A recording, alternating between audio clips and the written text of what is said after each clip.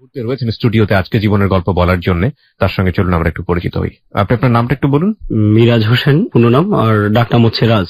রাজ নামে আপনাকে আপনার বন্ধুরা চেনে, তাই না? আপনার বয়স এই মুহূর্তে 25। কোথায় থাকছেন? আমি এখন বাংলাদেশেই তো ছুটিতে আছি আর কি। আমি বাহরাইন থাকি। মানে আপনি প্রবাসী বাঙালি আমরা বলতে পারি। বাহরাইন থাকেন। বাহরাইন থেকে আপনি আমাদের অনুষ্ঠান শুনেছেন? বাহরাইন থেকে আমরা আসলে সরাসরি শোনার ভাগ্য হয় নাই। তো ওই যে আপনাদের লিঙ্ক থেকে ডাউনলোড করে করে কিংবা আপনার মোবাইল যে দোকানগুলো থেকে আপনার মেমোরি লোড করা হয় ওই দোকানগুলোতে পাওয়া যায়, ওইখান থেকে আমরা বাহরাইনের দোকানে এসব পাওয়া যায় অনুষ্ঠানগুলো। অনুষ্ঠানের যে কপিটা আর কি ডাউনলোড করে ওরা ডাউনলোড করে করে তারপর আপনাদের কাছে সেল করে। কত করে সেল করে? একটা মেমোরি লোড বাংলাদেশি টাকায় তো আপনার প্রায় 250 টাকার মতো পড়ে। বুঝুন অবস্থা। আচ্ছা, এটা নিয়ে আপনারা সবাই মিলে শোনেন? হ্যাঁ, সবাই শোনাটা হচ্ছে এমন মুহূর্তে যখন মানুষ আমাদের শ্রমিক গুলো, যারা প্রবাসী শ্রমিক গুলো আপনার অনেক ক্লান্ত কিংবা মন খারাপ, ওই মুহূর্তেই অনেকের কানেই দেখা যায় হেডফোন। আর ওইখানে তো এমন একটা অবস্থা যে আর যে কিবরিয়া ভাই হয়তো অনেকে ফেসবুকে আপনার ছবি দেখে কিংবা আপনার এবিসিডি নাম জানে, কিন্তু উনারা আপনার এতটাই ভক্ত যে বলার মতো ভাষা আমার নেই। এটা অনেক বড় একটা পাওয়ার জন্য। বাহরাইনের যেসব বন্ধুরা আছেন এবং বিদেশের যেসব বন্ধুরা আছেন, আমি অন্তর থেকে আপনাদের জন্য অনেক অনেক বেশি দোয়া করি। এবং একই সাথে যারা আমাদেরকে শোনেন, বিশেষ করে এবিসি রেডিও, আমাদের এই হ্যালো উইথ 920 অনুষ্ঠান, ও যেটা বলেছি সেটা সত্য। কারণ আমরা যখন হ্যালো উইথ 920-তে কারো জন্য অর্থের সাহায্য চাই, আমি দেখেছি বিদেশ থেকে প্রচুর পরিমাণে ফোন করে সাহায্য করেন এবং বিদেশি সাহায্যগুলো সাধারণত আমি নিজে রিসিভ করি।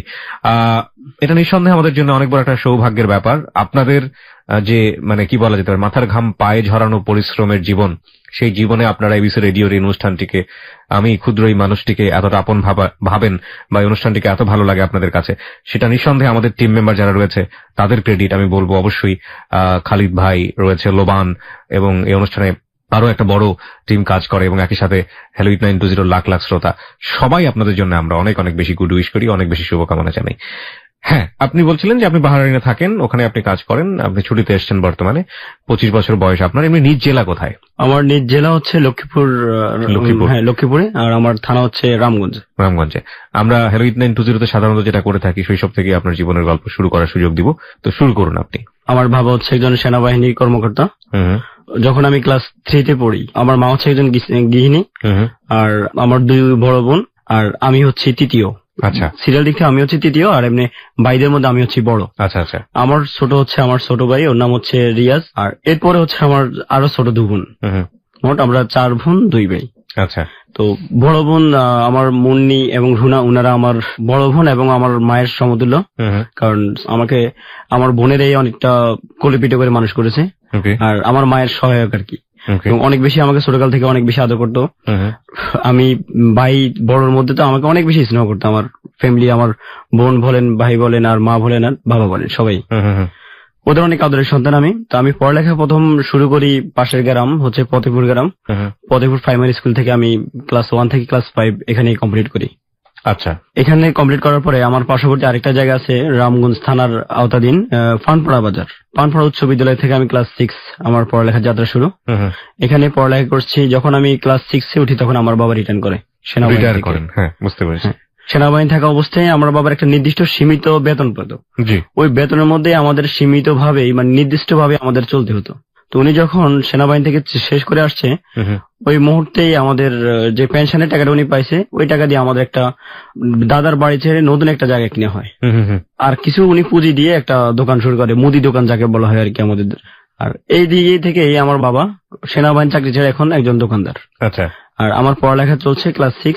আমার বড় বোন তখন ইন্টারে পড়ে। তো ওই ইন্টারে পড়া অবস্থায় আমার বড় বোনের বিয়ে হয়ে যায়। এরপরে এইটা যখন উঠি তখন আমার মেজ বোনের বিয়ে হয়ে যায়। তো বড় বোন বিয়ের পর থেকেই আপনার থাকে স্বামীর সাথে সৌদিতে, এখন বর্তমানে বাংলাদেশে আছে। আচ্ছা। আর মেজ বোনের জামাই যিনি রুনু আফা, উনার স্বামীও থাকে বাহিরে। মোটামুটি একটা টিপটপ ফ্যামিলি বলা যেতে পারে। তবে আমরা অনেকটা আপনার অর্থনৈতিক ভাবে স্বাধীন না এই জন্য যে, কারণ আমার নিচে হচ্ছে আমার ছোট ভাই, ছোট 2টা বোন, আর আমার মা হচ্ছে একজন শ্বাসকষ্টের রোগী, যিনি হাঁপানি বলা হয় আর কি। তো আমার মা রোগী হওয়ার কারণে আমার আম্মার পিছনে অনেক টাকা ব্যয় হয় আমার বাবার মাসিক ভাবে। আর আমার পড়ালেখা চালানো নিয়ে আমার বাবা সত্যি অনেক কষ্ট করতেছে, কারণ বাবা যেটা দিচ্ছে নির্দিষ্ট ভাবে ওইটু ভাবে আমাদেরকে সুখে চলতে হয়। যখন আমি স্কুলে যেতাম তখন আমার বাবা আমাকে আমাদের বাড়ি থেকে স্কুলে যেতে আপনার 3 টাকা ভাড়া লাগতো, আমার বাবা আমাকে 5 টাকা দিত। 5 টাকা দিয়ে বলতো যে যাওয়ার সময় গাড়ি যাবি, নয়তো বা যাওয়ার সময় হাঁটে যাবি, আসার সময় গাড়ি আসবি। আর বাকি যেটা আপনার 2 টাকা থাকবে ওই 2 টাকা দিয়ে এবার তুই বিস্কিট খেয়ে নিস দুপুরবেলা, যেটা লেজার পিরিয়ড বলা হয় আর কি আমাদের। জি। আর মাঝে মধ্যে যখন আপনার টাকা নিয়ে একটু সমস্যা মানে চলতে অসুবিধা হয়, তখনই আমার সহায়ক হিসেবে কাজ করে আমার বড় বোন। উনি যখন যা পারছে উনার হাত খরচ থেকে উনি আমাদেরকে সহায়তা করছে। যাক, এরপরে আমি ক্লাস 10-এ যখন মেট্রিক পরীক্ষা দিই, তখন আমাদের ফ্যামিলি, আমার ভাই বোন যে নিচে যে আমার যে 2টো বোন ছিল, ওরা হচ্ছে মূলত জমজ টুইন। হ্যাঁ, ওরা একজন আমার ছোট বোন, ওর নাম হচ্ছে তামান্না সুলতানা, আর একজন হচ্ছে তানিয়া সুলতানা। তো তামান্না হচ্ছে আপনার জন্মগ্রহণের 1 ঘন্টা পরে তানিয়া জন্ম হয়েছে। তখন আমি যখন ক্লাস 10-এ, তখন আমার এই বোনগুলো ক্লাস 4-এ কিংবা 5-এ তখন পড়ে, আর আমার ছোট ভাইটা তখন ক্লাস 7-এ পড়ে। তো এই দিক থেকে এদের, আমার একটা ছোট ভাই হাই স্কুল, আমি মেট্রিক পরীক্ষার্থী, আর এর মাঝে হচ্ছে আপনার ছোট 2টো বোন। এ নিয়ে আমার বাবা খুবই কষ্টে, যেটা আমরা দেখি কিন্তু কিছু করার মতো থাকে না। টেনশনে থাকি যে মানে মাঝে মধ্যে কষ্ট পাইতাম টাকায়, কিন্তু তারপর বাবাকে বলার মতো সাহস পেতাম না। আচ্ছা, সব মিলিয়ে আপনার টান কিসের মধ্যেই যাক সুখের একটা পরিবারে ছিল। অভাব ছিল কিন্তু ভালোবাসা কারই কমতি ছিল না।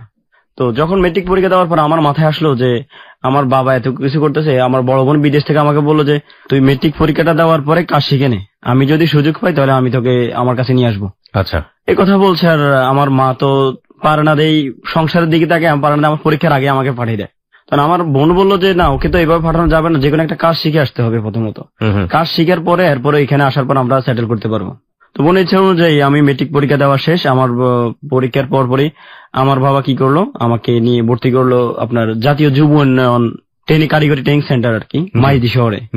আমাকে বাড়ি থেকে পরীক্ষা শেষ 3 মাস বেকার, আমাকে এখানে ট্রেনিং দিতে হবে। আপনার Microsoft Word, Excel, Access power point, computer এতটুকুই, আর হচ্ছে মোবাইল সার্ভিসিং কাজ। এইভাবে আপনার 3 মাস এখানে কাজ মোটামুটি কোন রকম 100% শিখা হচ্ছে এটা বলা যাবে না, কারণ শিখার তো কোনো শেষ নেই। হ্যাঁ, এই কাজ করার পরে আমি পরীক্ষার রেজাল্ট দিল, মোটামুটি একটা ভালো রেজাল্ট করলাম। পরীক্ষার রেজাল্ট ভালো হওয়ার পরে আমার বাবা বললো যে ঠিক আছে, তুই কাজও চালিয়ে যা, আর কলেজেও ভর্তি হয়ে যা। সরকারি কলেজে ভর্তি হইলে তো সবসময় ক্লাস করতে হবে না। আর আমার বোনের কথা ছিল, যেহেতু ওর রেজাল্ট ভালো হয়েছে সেহেতু এখন ওকে বিদেশে আনবো না, ওকে পড়ালেখাই করেন আপনি। আমার বোন ডিসিশন চেঞ্জ করে ফেলছে, কারণ দেখছে যে আমি পড়ালেখা করতে আগ্রহী। আচ্ছা, তখন আমি আমার বোনকে বললাম যে বোন, আসলে ফ্যামিলি দিয়ে তাকে আমার পড়ালেখা করতে ইচ্ছে করে না। ফ্যামিলি দিকে তাকে, বিশেষ করে আমার যে ছোট 2টা বোন, আমি দেখি ওরা ছোট মেয়ে মানুষ হয়ে আমার বাবার টাকা সেভ করার জন্য কষ্টে থাকার কারণে ওরা প্রতিদিন ভোরবেলায় স্কুলের 2 ঘন্টা আগে হেঁটে চলে যেত।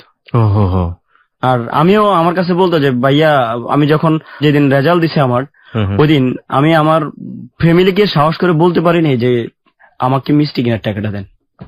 1 সপ্তাহ পরে আমি এখান থেকে রেজাল্ট পাওয়ার 1 সপ্তাহ পরে আমি আমার এক বন্ধুর কাছ থেকে আপনার 250 টাকা ধার নিয়ে মিষ্টি নিয়ে বাড়িতে যাই, সবাই মিষ্টি বিতরণ করি।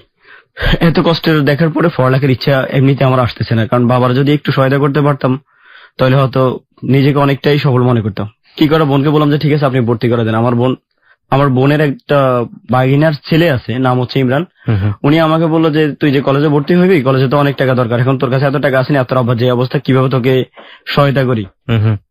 বলছি ঠিক আছে, আমাকে আর যেতে এত কষ্ট করে আমার কলেজে ভর্তি করার দরকার নেই। তখন উনি বললো যে না, তোর পড়ালেখা থেকে আমার মন চাইছে যে তোকে আমি নিজ পকেটের খরচ দিয়ে তোকে ভর্তি করাই। তখন এই মামাই, উনি আমার সম্পর্কে মামা হয়, আমার বোনের ননদের ছেলে। আচ্ছা, উনি আমাকে রামগঞ্জ সরকারি কলেজে ভর্তি করে দেয়। আমি ব্যবসা শিক্ষা শাখায় পড়ালেখা করি। তো এর মাঝে রামগঞ্জের মধ্যে আপনার আজকে ক্লাস করতেছি, বিকেল বেলায় একটা দোকানের মধ্যে প্র্যাকটিস করতেছি মোবাইল সার্ভিসিং এর। এইভাবে আজকে ক্লাস করছি, কালকে করছি না, আজকে করছি, পরীক্ষা অ্যাটেন্ড করতেছি, কাজও শিখতেছি, ক্লাসও করতেছি। এইভাবে দীর্ঘ 6 মাস যাওয়ার পরে আমার মোবাইলের দোকানের চাকরির অফার আসছে, সার্ভিসিং কাজের। আচ্ছা, চাকরির অফার আসছে। আর এখন চাকরি করতে হলে কি করতে হবে, একটা মোবাইল সার্ভিসিং মেকানিকের সর্বপ্রথম থাকতে হবে একটা কম্পিউটার। এখন চাকরি আমাকে অফার দেওয়া হয়েছে যে আপনার 8,000 টাকা বেতন দেওয়া হবে, আর আপনি কম্পিউটার যদি নিয়ে আসেন তাহলে কম্পিউটার সহকারে আপনি যদি আমাদের কম্পিউটার দিয়ে ইউজ করেন সেক্ষেত্রে আপনাকে 100% এর মধ্যে আপনাকে 40% দেওয়া হবে।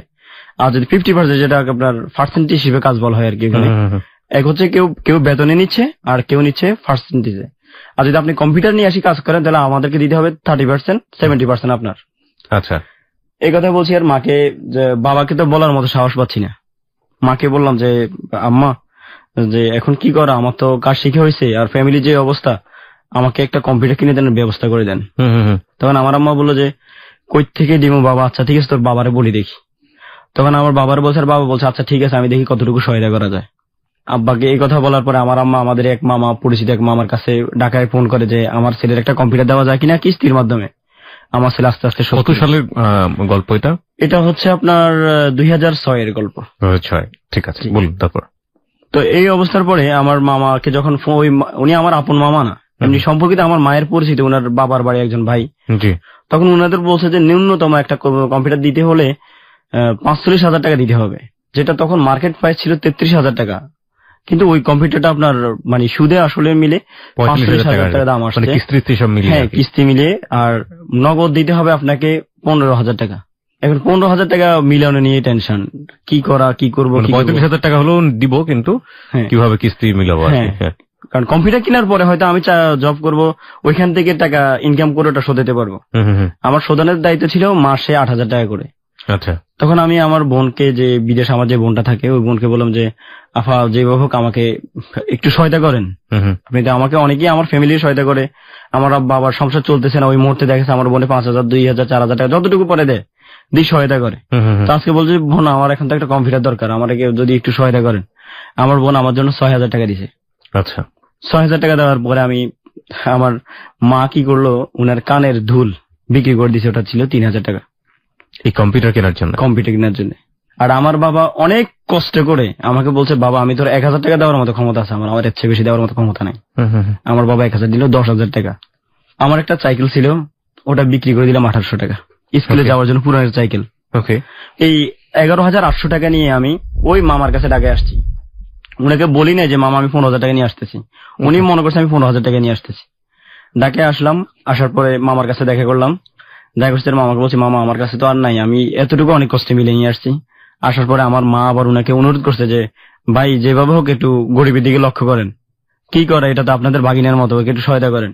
তো এই কথা বলার পরে যাক উনার দয়া হলো, 11,000 টাকা নিছে। আর 800 টাকাতে কোনো মতে ভাড়া দিয়ে আমি একটা কম্পিউটার নিয়ে আপনার বাড়িতে গেলাম। যাওয়ার পরে এটার উইন্ডোজ সেট আপ, গান টান ঢুকানো, ক্যাসেট কিনে এটার মধ্যে গান লোড করলাম।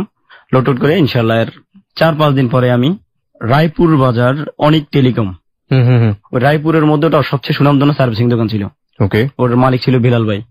তো উনার দোকানে যাওয়ার পর উনি আমাকে বললো যে ঠিক আছে তুমি এখন থেকে, আমার তো 3টা সার্ভিসিং ম্যান কাজ করে, তুমি এই পাশে আবার টেবিল নিয়ে বসো, কাজ করবা, রাতের বেলায় কাজ করার পরে আমাকে টাকা দিয়ে যাবে। তো এখানে কাজটা তখন মোবাইলের চাহিদা ছিল, মোবাইলের সার্ভিসিং এর চাহিদা ব্যাপক ছিল এবং অল্পতেই আপনার অনেক বেশি বিল আসতো। এই মোবাইল কম্পিউটার দিয়ে সার্ভিসিং এর কাজটা আমি যাত্রা শুরু করি আর কি, ইনকাম পরিবারকে রক্ষার্থে। আর আমার বাড়ি হচ্ছে রামগঞ্জ, আমি সকালবেলা চলে আসি রায়পুর, এখানে আসি মোবাইল কাজ করে, রাতের বেলায় 9টা-10টার পরে আবার বাড়িতে যেতে হয় টেম্পু ধরে। এর মাঝে আমার কলেজে যাওয়া আসা মিস হচ্ছে। হ্যাঁ, কারণ কয় টাকা রোজগার হতো দিনে আপনার? কখনো 800, 1,000, 1200 সার্ভিসিং এর উপর নির্ভর। ভালো ইনকাম। অনেক সময় দেখা গেল যে রাবার দিয়ে ঘষা দিয়েও 500 টাকা রেখে দিচ্ছেন। না, এটা হয়। আরেকটা ট্যাকটিস আমি জানি না সবাই করে, তা বলি না, বাট এরকম করে অনেক সময়। প্রথমে সেলফোনটা দেখবে, দেখার পরে বলবে যে এটা তেমন কিছু নষ্ট হয়নি, আইসিতে কিছু একটা ঝামেলা হয়েছে, আচ্ছা ঠিক আছে, কত টাকা লাগবে? 200 টাকা লাগবে সাপোজ, ঠিক আছে খুলে ফেলেন, 200 টাকা দিয়ে দিব, কোনো সমস্যা নেই। খোলার পরে আপনার নাম্বারটা দিয়ে যান, 2 ঘন্টা পরে ফোন দিবে, এটা তো আইসি না, আইসিতে গেছে সাথে আরো 2টা পার্টস গেছে, এটা যদি এখন ঠিক করেন এই অবস্থায় তাহলে আরো 200 টাকা লাগবে। আপনি কি করবেন এখন? বাধ্য হয়ে 200 টাকা, 200-400 টাকা লাগলো। আলটিমেটলি কি হয়েছে না হয়েছে ভিতরে কিছুতে কোনো পাবলিক জানে। এটা করেন কিনা আপনারা? মানে এটা হ্যাঁ, এটা মেকানিকদের মধ্যে এটা অনেক বেশি প্রবণতা। তো সবার মধ্যে আমার আম্মা একটা কথা বলতো যে বাবা ইনকাম করবি, তবে ইনকামটা যেন মানে ওভার না হয়ে যায়, চাপটা যেন কাস্টমারের উপর বেশি না হয়ে যায়। আমাদের রিলিজিয়নে অর্থাৎ ইসলাম ধর্মে একটা কথা আছে, সেটাই কোট করতে চাই। বিজনেসে আপনি সাফল্য পাবেনই, বিজনেস হচ্ছে অতি উত্তম, মানে সর্বোত্তম পেশা বলা হয়ে থাকে হচ্ছে ব্যবসা করা। আমাদের নবীজিও ব্যবসা করতেন এবং সেই জায়গাতে একটা কথা বলা আছে, সেটা হচ্ছে দুটো জিনিস যদি আপনার সঠিক থাকে তাহলে সেই ব্যবসায় আপনি যে ব্যবসা করেন না কেন আপনার সফলতা আসবেই আসবে। প্রথমটা হচ্ছে সততা, অনেস্টি, আপনি ওজনে কম দেবেন না। এই ওজনে কম না দেওয়ার মানেটাই হলো আপনাকে সৎ থাকতে হবে। আর 2 নাম্বারটা হচ্ছে আপনি প্রতিদিনের হিসাবটা ঠিক রাখবেন, মানে আপনি যা আয় করছেন, যা ব্যয় করছেন সেটা আপনাকে ঠিক রাখতে হবে। এই দুটো, এটা আমাদের রিলিজিয়নে আছে এবং আমার মনে হয় যে জাতি ধর্ম বর্ণ নির্বিশেষে এই কথাটা আসলেই সত্য বিজনেসের ক্ষেত্রে, আমরা যেন এই জিনিসটা মেইনটেইন করি। আমরা একটা ছোট্ট ব্রেক নিয়ে আপনার বাকি গল্পগুলোতে ফিরছি। প্রিয় শ্রোতা, আমরা যেই স্ট্রাগল লাইফটা দেখতে পাচ্ছি ওর, আমাদের আজকের অতিথি রাজের, সেই মানুষটি শেষ পর্যন্ত কোথায় দাঁড়িয়ে আছে এবং কি তার জীবনের গল্প, এটা আসলে আমরা প্রতিটা বাকি বাকি ঘুরে যাবে এবং আমরা সেটা কখনোই অনুমান করতে পারবো না। অ্যাজ লাইকলি আমি সবসময় যেটা বলেছি হ্যালো 8920 তে কোনো বাকি আসলে অনুমান করার কোনো সুযোগ থাকে না জীবনের গল্পটা কোথায় গিয়ে দাঁড়ায়। 3 মিনিট পরে ফিরে আসছি ওকে দেখার জন্য কিংবা হ্যালো 8920 কমিউনিটির মেম্বার হওয়ার জন্য আপনি চলে আসতে পারেন আমাদের ফেসবুক পেজে। আমাদের ফেসবুকের ঠিকানা www.facebook.com/hello8920। আমি আরো একবার বলছি www.facebook.com/HELLO8920। ওখানে গিয়ে লাইক দেবার সঙ্গে সঙ্গে আপনি হ্যালো 8920 মেম্বার হয়ে যাবেন। ফিরে আসছি ঠিক 3 মিনিট পর। Close up presents hello 8920। Close up, the closure the better. Close up presents hello 8920। Close up, the closure the better. আরো একবার স্বাগত। 3 মিনিট পর আপনি শুনছেন close up presents hello 8920 ABC radio FM 89.2 এ। আমি আরজি কিবরিয়া রয়েছে আপনার সঙ্গে রয়েছে আমার টিম মেম্বাররা খালিদ এবং লোবান এবং রাজ তার জীবনের গল্প নিয়ে আজকে আমাদের সাথে আছে। আপনি যদি রাজের মতো আপনার জীবনের গল্প আমাদের এখানে এসে বলতে চান সেক্ষেত্রে আমাদেরকে ফোন করবেন। আমাদের ফোন নাম্বারটি হচ্ছে 91156668। আরো একবার বলি 91156668 এবং আরো একটি নাম্বার 09613892892। যারা ফোন করেন তারা অবশ্যই নিজেদের নাম এবং আপনার নিজের ফোন নাম্বারটি স্পষ্ট করে উচ্চারণ করে বলবেন, নইলে আপনার জীবনের গল্প যত ভালোই হোক না কেন আপনার সঙ্গে আমরা যোগাযোগ করতে পারবো না।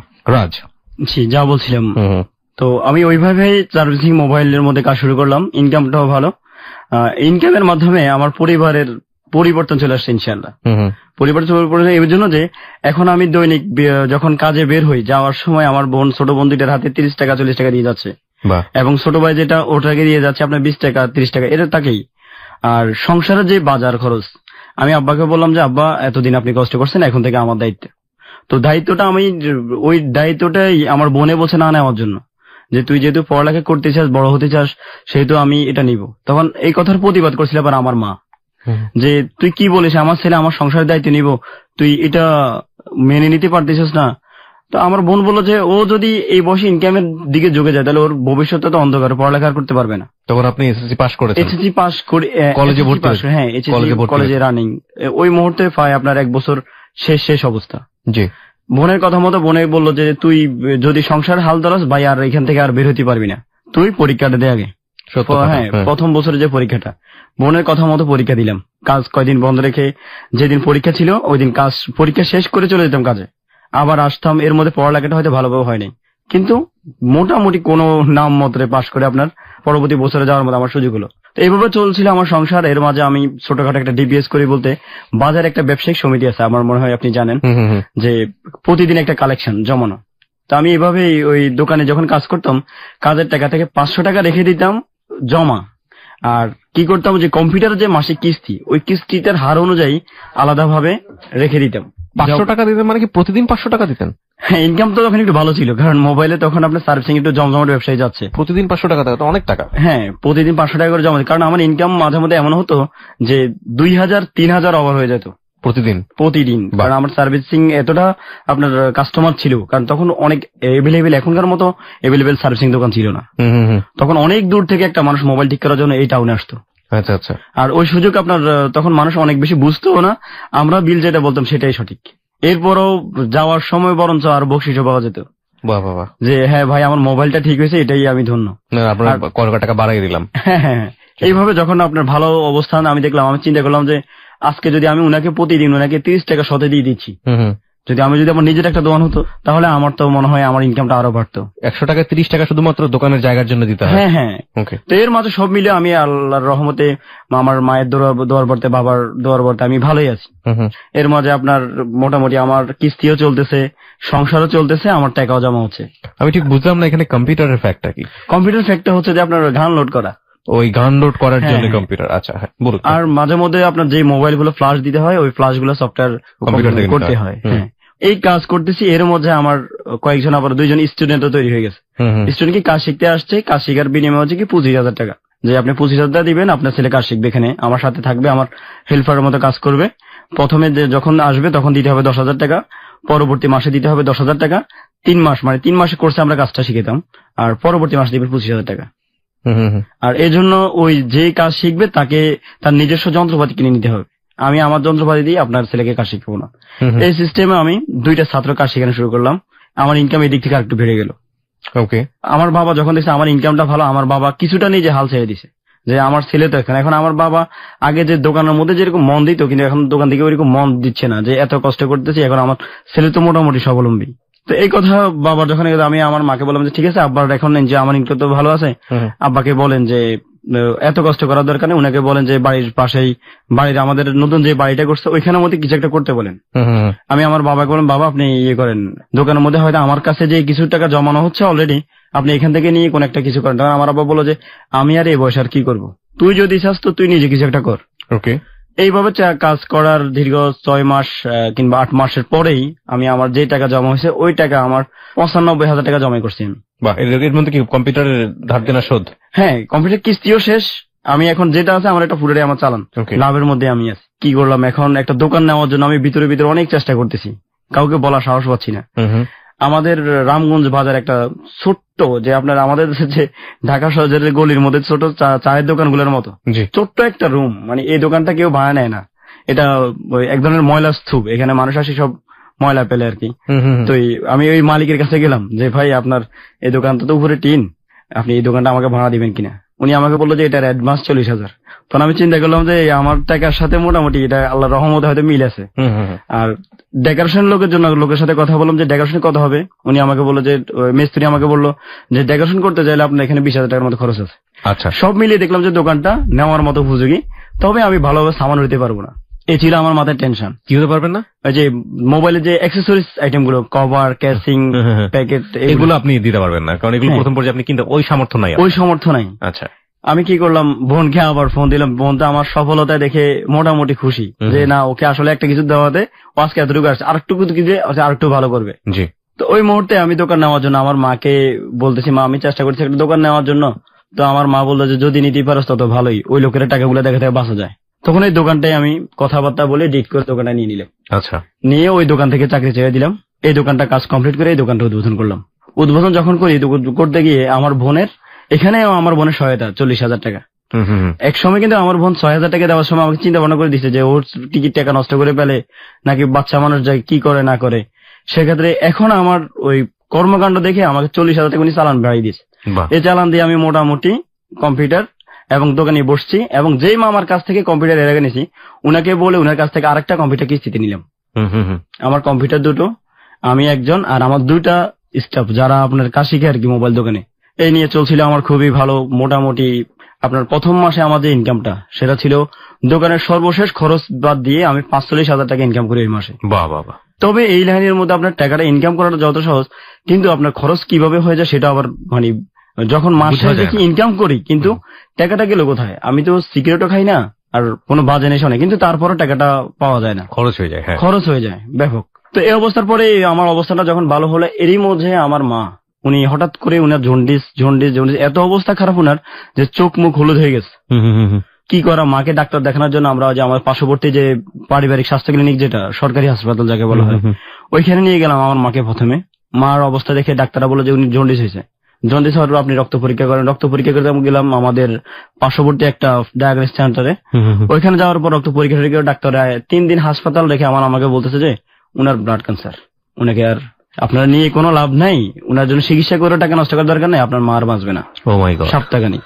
ও মাই গড। আমার ব্যবসাও ভালো, এর মাঝে মায়ের এমন ঘটনা। সুখের লাগিয়া এ ঘর বাঁধিনু অনলে বুড়িয়া গেল। যদিও কথাটার পুরোপুরি অর্থ ওর ঘটনার সাথে ম্যাচ করবে না, কিন্তু একটা বিষয় এটা ঠিক যে যখন মানে এত টানাপোড়েনের মাঝেও একটা আলোর মুখ দেখালো, সেখানে মানে মেঘনা চাইতে বজ্রের মতো আরেকটা নিয়তি, চরম নিয়তি। বলুন তারপর। এখন মাকে নিয়ে আমার বোন তো বিদেশ, বড় বোন তো আপনার ওইখান থেকে কিছু করতে পারছেন, তবে মার জন্য সারাক্ষণে কান্নাকাটি করতেছে, ফোন করতেছে, কথা বলতেছে, আমাদের সাথে কথা বলছে। আমি আর আমার মেজো বোন, ছোট ভাই তো পড়ালেখা, আর ওই মুহূর্তে আমার ছোট বোন 2টার পরীক্ষা চলতেছে, সে যেটা মাসিক যে আপনার সেমিস্টার পরীক্ষা যেটা আর কি। ওকে। তো ওরাও এদিক দিয়ে সময় দিতে পারতেছে না, এর মধ্যে মা নেই, ওদের খাওয়া দাওয়ার অসুবিধা হচ্ছে। আর আমার মেজো বোন, ওর তো একটা বাচ্চা আছে, ওর আমাদের বাড়ি থেকে 5 কিলোমিটার দূরে ওর বাড়ি, তবে হসপিটালের পাশেই। আচ্ছা। তো ওই দিকে মাকে ভর্তি করার কারণে ওই আসি মাকে খাওয়া দাওয়া দিয়ে যাচ্ছে।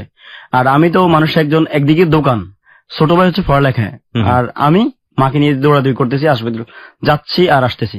তখন আমার কাছে যে টাকা, আমি যে টাকা ইনকাম করি, আমি এদিক থেকে কখন টেনশন করতাম যে আমার মায়ের জন্য টেনশন করতে হবে। এখন যখন উনি আমাকে বললো যে আপনার মাকে নিয়ে আপনারা আর ইয়ে করবেন না, আশা করেন না, এই কথা বলার পর আমি আমার বোনকে বললাম যে আসলে কি কথা সত্যি কিনা। আমার মেজো বোন বলছে মা মরে যাবে, আমরা কি আমাদের শেষ চেষ্টা করবো না, আমরা মাকে রাখে নিয়ে যাবো, উনার তো ডাক্তাররা বলবে যে বাঁচবে না আর। এই কথা বলছে। আর আমি আমার মাকে, বোনকে আর আমি সহকারে আমার দোকানের ছেলেদেরকে দায়িত্ব দিয়ে আমার মাকে ডাকে নিয়ে আসছি। যে আপনার মা তখন জানতো এই ঘটনাটা? মাকে তো বলেননি যে ডাক্তার এরকম বলেছে? না, মাকে তো বলা সম্ভব না। মা তো এমনি তো উনি কথাই বলতে পারে না, কারণ উনার চোখ মুখ এতটাই হলুদ, আর হচ্ছে উনি একজন হাঁফানি রোগী, প্রতি সাথে উনার একটা এজমাসও লাগে, যে ইনহেলার, হ্যাঁ উনার এগুলো লাগতো সবসময়। এর মাঝে মার এই অবস্থা। আর আমার বাবা তো হচ্ছে নিরুপায়। আমার বাবা নিরুপায়তা দেখে আমার বাবা চুপচাপ, মানে উত্তরও দিচ্ছে না, মানে কোনো উনার কার্যক্রম আগাচ্ছে না, কারণ উনি কি করবে, উনার অমন সমর্থ নেই যে আমার মায়ের চিকিৎসা করবে। যাই হোক, আপনার বোন বললো যে ঢাকায় নিয়ে এসে কিছু একটা করে, কারণ আমার বোনের আবার আমাদের সাথে একটু আর্থিক অবস্থা ভালো, কারণ ওর স্বামী বিদেশ থাকে। মাকে নিয়ে চলে আসলাম ঢাকায়। ঢাকা আসার পরে শাহাবুদ্দিন মেডিকেল কলেজ, আপনার যে কলেজটা, এখানে নিয়ে আসার পরে উনাকে 3 দিন এখানে রাখার পরে বিল আসছে আপনার প্রায় 17,000 টাকার মতো। এমন বিল আসার পরে আমার বোনে বলতেছে যে মারে তো এই হোটেলে, এই যে হসপিটাল যদি চিকিৎসা করি তো আমাদেরকে তো খুঁজে পাওয়া যাবে না, আমরা একটু নর্মালে দেখি। তখন নগর মাতৃ সদন নামে এর পাশে একটা সদন, হ্যাঁ, এমন একটা হসপিটালে নিয়ে গেলাম আর কি। নেওয়ার পরে উনারা পরীক্ষা বলতেছে যে আপনার মার কোনো ক্যান্সারই হয় নাই, ডাক্তারে বলছে ছিল উনার হেপাটাইটিস পজিটিভ হয়ে গেছে, ঝুঁকি হয়ে গেছে। এখন উনাকে টানা 1 সপ্তাহ যাবত উনাকে স্যালাইনে রাখতে হবে এবং অনেক বেশি পরিচর্যা রাখতে হবে। আচ্ছা, একথা বলার পরে মাকে আমি বললাম আচ্ছা ঠিক আছে, এখন কি আর করা, এর মধ্যে তো আপনার অনেক টাকা অলরেডি শেষ হয়ে গেছে, আমিও সহায়তা করতেছি, বোনও সহায়তা করতেছে। এরপরে এইভাবে আমার মায়ের চিকিৎসা বাবদ আমাকে অনেক বিশাল ব্যয় বহন করতে হয়েছে। মায়ের চিকিৎসার জন্য আমার মা 3 মাস টানা হসপিটাল ছিল, যার আমাদের সর্বশেষ কস্ট মায়ের পিছনে আসছে 4,65,000 টাকা। এর মাঝে আমার তো দোকান যায় অবস্থা, দোকানে এর মাঝে আমার মায়ের চিকিৎসা বাবদে 4,65,000 টাকা টোটাল ব্যয়। এই ব্যয়টা আমি কি করতে হয়েছে, আমাকে বিভিন্ন আমার যে আশেপাশে যারা ব্যবসায়ী তাদের কাছ থেকে আমি টাকা হাওলাত নিয়ে, ধার নিয়ে, ওই যে আমার দোকানের পাশে মাল্টিপারপাস ছিল, এই দিক থেকে নিয়ে শোধাইছি। আমার বড় বোনের সহায়তা করছে 50,000 টাকা, আমার মেজ বোন সহায়তা করছে 40,000 টাকা মায়ের এই চিকিৎসার মধ্যে। আর পুরো টাকার দায়ভারটাই আমার কাঁধে। মা হসপিটাল, আমি তো এখন দেনা হতে পারি, কিন্তু আমার মা তো চিকিৎসা বন্ধ করতে পারি না। সতে হলো আমার গর্ভধারিণী মা, আর টাকা হয়তো হবে কিন্তু আমার মায়ের তো আর হয়তো থাকবে না। ওই দিক বিবেচনা করে দেনার দিকে আর তাকাই নাই। মায়ের চিকিৎসার জন্য যতটুকু সাধ্য ছিল করার পরে যাক, দেনা করার পর আমার মা সুস্থ হলো। ওকে, নিজেকে আপনার অনেক বেশি ধন্য মনে করলাম। এর মাঝে এখন মা সুস্থ হওয়ার পরে আমার আরেক টেনশন শুরু, সেটা হচ্ছে যে মায়ের এই টাকা শোধানো। এই নিয়ে আমাকে কখনো আপনার এত কষ্টে এত টেনশন থাকতে হইতো যে টেনশন নিয়ে কখনো মোবাইল সার্ভিসিং কাজ করা যায় না। রাইট, টেনশন নিয়ে মোবাইল সার্ভিসিং কাজ করা যায় না। এর মাঝেই দেনা পাওনা নিয়ে আমি দীর্ঘ 6 মাস যাবত অনেক কষ্ট পাই। এরপরে সর্বশেষ মায়ের দেনাও শোধালাম। চলছে আমার এইভাবেই জীবনটা মোটামুটি কাজ করে। আপনার এক পর্যায়ে আসি, আমি বিদেশের জন্য যাওয়ার চিন্তা ভাবনা করলাম মোবাইল কাজের উপর। বিদেশে লাইন দিব। এর মধ্যে আরেকটা কথা, এর মধ্যে আমার বোন তো আপনার যেটা ছোট 2টা আর কি, এর মধ্যে একটার বিয়ের প্রস্তাব আসতেছে, কারণ একটু ও ক্লাস 10-এ উঠে আসছে, আমার সংসার যেভাবে চলতেছে ওর বিয়ের জন্য আসছে। এখন ওকে বিয়েও দিতে হবে, ওই দায়িত্বটা আমার, মানে ওর ফ্যামিলির এক কথা শেষ, ফার্নিচার যা কিনতে হয় সবই আমারকে বহন করতে হয়, যেটা আমার জন্য আমি মানুষ ছোট হিসাবে আমার অনেক বেশি চাপ হয়ে গেছে। যা কোন রকমই ইনশাআল্লাহ আল্লাহর সব দিক মিলিয়ে ভালোভাবে যাচ্ছি। এরই মাঝে আমার সাথে 2000 এভাবে জীবন কাটানো 2012 সন, তখন আমি আমার দোকান এক পর্যায়ে বিক্রি করে দিলাম বিদেশ যাওয়ার উদ্দেশ্যে। বিক্রি করে যে টাকাটা ছিল বিদেশ যাওয়ার জন্য, ভিসার জন্য আমার দোকান বিক্রি করে আমার টোটাল চালান ছিল 2,45,000 টাকা। এই বিদেশে আপনি কার থ্রুতে যাচ্ছেন? বোন? না, আমার বোনের মাধ্যমে না। তাহলে আমি যাচ্ছি আমার আপনার একজন পার্শ্ববর্তী বাড়ির এক ভাইয়ের মাধ্যমে, নিজের উদ্যোগে। যে বিদেশ নাকি মোবাইলের চাহিদা। আপনি ফ্যামিলির সাথে পরামর্শ করে করেছেন? ফ্যামিলির সাথে পারমিশন ছিল? ফ্যামিলি পারমিশন ছিল যে হ্যাঁ, বিদেশে মোবাইল সার্ভিসিং ব্যাপক চাহিদা, বাংলাদেশ থেকে অনেক বেশি ভালো ইনকাম। এ নিয়ে যখন বিদেশে লাইন দিতে গেলাম, এরই মাঝে আপনার লাইন আজকে হচ্ছে কাল হচ্ছে না, অনেক দিন আমি দীর্ঘ 2 মাস যাবত প্রায় বেকারের মতো। আচ্ছা, কি করলাম, বেকার তো বসে থাকা নাই, যখন যদি চাকরি হয় তা চাকরি আপাতত ভিসা হোক, আমি আপাতত একটা জব নিলাম। জবটা হলো কি, একটা কম্পিউটার কোম্পানির সেলসম্যান। আমি মোবাইল কোম্পানির সেলসম্যান। ওকে, হ্যাঁ, আমাদের পার্শ্ববর্তী লক্ষ্মীপুর সদরে যারা পাইকারি সেল দেয় আর কি, ওদের দোকানে সেলসম্যান, কারণ উনাদের সাথে আমার সাথে মোবাইল দোকান অবস্থায় ভালো পরিচিতি ছিল। আচ্ছা আচ্ছা। ওই দিক থেকে আমি ওই চাকরিটা পাই। চাকরিটা করতেছি, আমার বেতন ধরছে তখন 12,000 টাকা। এর মধ্যে আপনার সেলের উপর কমিশন আছে, যে কমিশন দিয়ে ভালো চলছিল। একদিন আমি সেল করতে গিয়ে আমার সাথে আমি গেলাম নোয়াখালী মাইজ দিতে। ওই দায়িত্বটা, ওই ডিস্ট্রিক্টটা আমার দায়িত্বে ছিল। বিকেল বেলায়, নাম হচ্ছে সৌদিয়া হোটেল, ওই সৌদিয়া হোটেলটা তখন নোয়াখালী মাইজ দিতে প্রথম চালু হয়, নতুন হোটেল। তো আমার যারা আমার সাথে আমার কাজ করে, আমার বন্ধু বান্ধব, ওরা বলতেছে চল আজকে এই হোটেল যে নাস্তা করি। গেলাম নাস্তা করতে, তখন বিকেল 5টা বাজে। নাস্তা করতেছিলাম, নাস্তা করতে করতেছি, এমনই মুহূর্তে আমাকে ওয়েটার আসি বলতেছে যে ভাই, একজন মহিলা কেবিন থেকে বসে বসে আপনার ছবি তুলতেছে। তখন আমি বলছি আমার ছবি তুলছে। আমি একটু হাসি উঠছে যে আমার ছবি তুলতেছে, এমন লোক কে আবার? তাই বলছি কে? বলতেছে ওই যে ওই কেবিনের মহিলাটা আপনার ছবি তুলতেছে। আমি ওকে জিজ্ঞেস করলাম আচ্ছা ঠিক আছে, হয়তো মহিলা আমাকে চিনে, নয়তো আমার ছবি তুলবে কেন এত লোকের মধ্যে থেকে। কিছুক্ষণ পরে আমি নাস্তা করছি, আমার নিজে ছবি তুলুক না যাই করে ওটা উনার ব্যাপার, আমি আমার নাস্তা করতেছি। উনি হঠাৎ করে উঠে আসে বলতেছে যে কেমন আছো রাজ? হঠাৎ করে উঠে এসে বলছে কেমন আছো রাজ? মেয়েটাকে আপনি চিনেছেন? না, মেয়েটা না, উনি একজন মহিলা। মহিলাকে আপনি চিনেছেন? না, চিনি নাই। প্রিয় শ্রোতা, আমরা এই জায়গাটা একটা বিরতি নিতে চাই, ছোট্ট একটা ক্লাইম্যাক্স, এবং এই ক্লাইম্যাক্সের ব্যাপারটা পরিষ্কার হবে ঠিক রাত 12:06। আমরা ফিরে আসবো রাত 12:06। আপনারা সবাই শুনছেন ক্লোজ আপ প্রেজেন্স হ্যালো 8920। আজকে রাজ রয়েছে তার জীবনের গল্প নিয়ে। সবসময় বলে থাকি, কোনো বিরতিতেই আসলে আপনি অনুমান করতে পারবেন না এর পরের বিরতি কোথায় আমরা নিব, এবং কিংবা এর পরে ফিরে এসে আপনাকে আমরা কি শোনাবো। কারণ জীবনের গল্পগুলো এরকমই হয়, এর সাসপেন্স বলেন, ক্লাইম্যাক্স বলেন, এবং এন্টারটেইনিং বলেন, হোয়াট এভার ইট ইজ, এটা কোনো কিছুর ধার ধারে না। জীবনে যা ঘটে, যৌক্তিক কিংবা অযৌক্তিক, তা অকল্পনীয়, এবং সেই অকল্পনীয় জীবনের গল্পগুলি আমাদের এখানে পরিবেশিত হয়। সেই জীবনের গল্প নিয়ে আজকে রয়েছে এখানে রাজকে দেখার জন্য চলে আসতে পারেন আমাদের ফেসবুক পেজে, এবং একই সাথে আপনি এই পেজটিতে লাইক দিয়ে হয়ে যেতে পারেন আমাদের হ্যালো 8920 বিশাল কমিউনিটি মেম্বার। আমাদের ফেসবুকের ঠিকানা www.facebook.com/hello8920। আমি আবারও বলছি www.facebook.com/hello8920। ওখানে গেলে আপনি লাইক বাটনে ক্লিক করলেই আপনি হ্যালো 8920 মেম্বার হয়ে যাবেন। এবং খেয়াল রাখবেন, পেজটি আছে আরজে কিবরিয়া নামে। এই পেজটিতে আমাদের 11 লাখ কমিউনিটি মেম্বার রয়েছে, প্রায় 11 লাখ কমিউনিটি মেম্বার। ফিরে আসছি ঠিক রাত 12:06।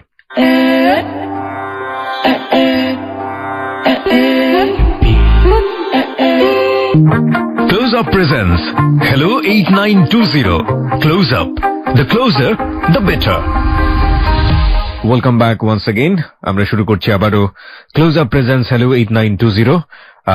12:06 হচ্ছে সময়। সংবাদের পর সবাইকে আরো একবার আমন্ত্রণ। আমি আরজে কিবরিয়া রয়েছে আপনার সঙ্গে অবশ্যই, এবং আমার সঙ্গে রয়েছে আমার টিম মেম্বাররা, খালিদ রয়েছে, লোবান রয়েছে, এবং আজকে জীবনের গল্প বলছি এখানে রাজের কাছে ফিরতে চাই। তবে তার আগে আপনাকে বলছি, ওকে দেখার জন্য কিংবা ওর সাথে সরাসরি যোগাযোগ করার জন্য, ওকে ফ্রেন্ড রিকোয়েস্ট পাঠানোর জন্য চলে আসতে পারেন আমাদের ফেসবুক পেজে। আমাদের ফেসবুকের ঠিকানা www.facebook.com/hello8920। আরো একবার বলি, www.facebook.com/hello8920। যারা আমাদের এখানে এসে জীবনের গল্প বলতে চান, তারা বলছি ওখানে পেজে গিয়ে লাইক দেবার সঙ্গে সঙ্গে আপনারা হ্যালো 8920 মেম্বার হয়ে যাবেন, এবং এখান থেকে ইনবক্সেও আপনারা চাইলে আমাদেরকে স্টোরি লিখে পাঠাতে পারেন। আপনারা যদি আমাদেরকে ফোন করে জীবনের গল্প বলতে চান, যেটা করে থাকেন সবসময়, আমাদের ফোন নম্বরটি হচ্ছে 91156668। আরো একবার বলছি 91156668। আরেকটি ফোন নম্বর রয়েছে 09613892892।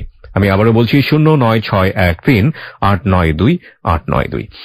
জি, রাজ, যেখানে আপনি ছিলেন, আপনার কাছে একটা মহিলা এসে বলল রাজ কেমন আছে বা কিছু একটা, তাই তো? হ্যাঁ, আমাকে যখন রাজ বলে ডাকলো তখন আমি একটু অবাক হয়ে তাকালাম যে, আর রাজ বলার পরে আমি বললাম যে জি আপা বলেন, আপনি কি আমাকে চিনতে পারছেন?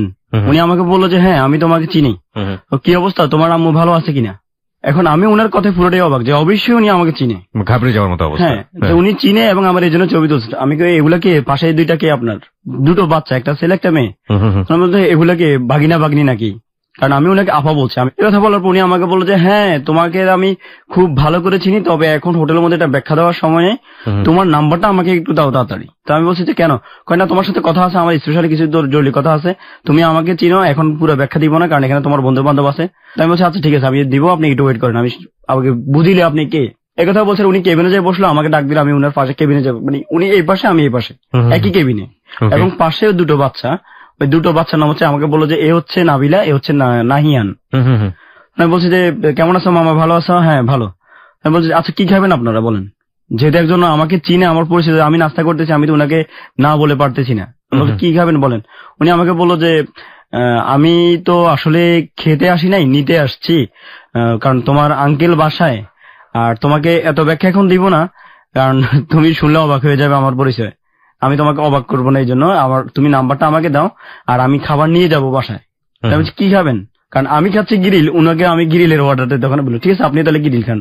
এই কথা বলে আমি উনাকে ফুল একটা গ্রিল আপনার নিয়ে, এবং আরেকটা বক্সের মধ্যে ওই ওয়েটারকে বলে রুটি দিয়ে উনি নিয়ে গেল বাসায়। আমার নাম্বার ছিল, আমি নাম্বারটাই দিয়ে দিলাম, উনি চলে গেল।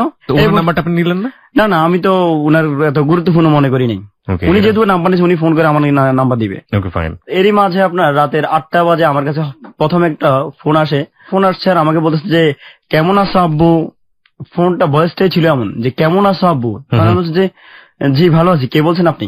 ওমা তুমি এত সকালে আমাকে ভুলে গেলা, বিকেল বেলায় তো তোমার সাথে একসাথে নাস্তা করলাম, তুমি আমাকে নাস্তা দিয়ে বিল দিতে দিলা না আমাকে, তুমি নিজে বিল দিয়ে দিলা।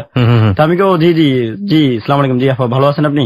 তো বলছে আরে বোকা ছেলে, তুমি আমার ছেলে, আমি তোমার মায়ের মতো, তো তোমাকে কি বলছি তুমি ভালো আছো, এখন কই আছো? আমি বলছি আমি বাসার দিকে যাচ্ছি। তো তুমি বাসার দিকে যাও, আমি তোমাকে 10টার দিকে একটা ফোন দিব। 10টা বাজে বাসা যাওয়ার পর উনি আমাকে ফোন দিল, যে বললো যে এখন বলো কি অবস্থা তোমার। মূলত আসলে তোমাকে সত্যি কথা বলতে কি, তোমার পার্শ্ববর্তী বন্ধুরা তোমার নাম ধরে ডাকতেছে, আর তুমি তোমার মায়ের কথা বলছো। ওই নাম ধরে থেকে আমি তোমাকে বুঝতে পারি তোমার নাম হচ্ছে রাজ, আর এই কারণে আমি তোমাকে রাজ বলে ডাকি। তোমাকে একটু অবাক করলাম, এখন তোমার আরো অবাক লাগছে না যে আসলে আমি তোমার পরিচিত না?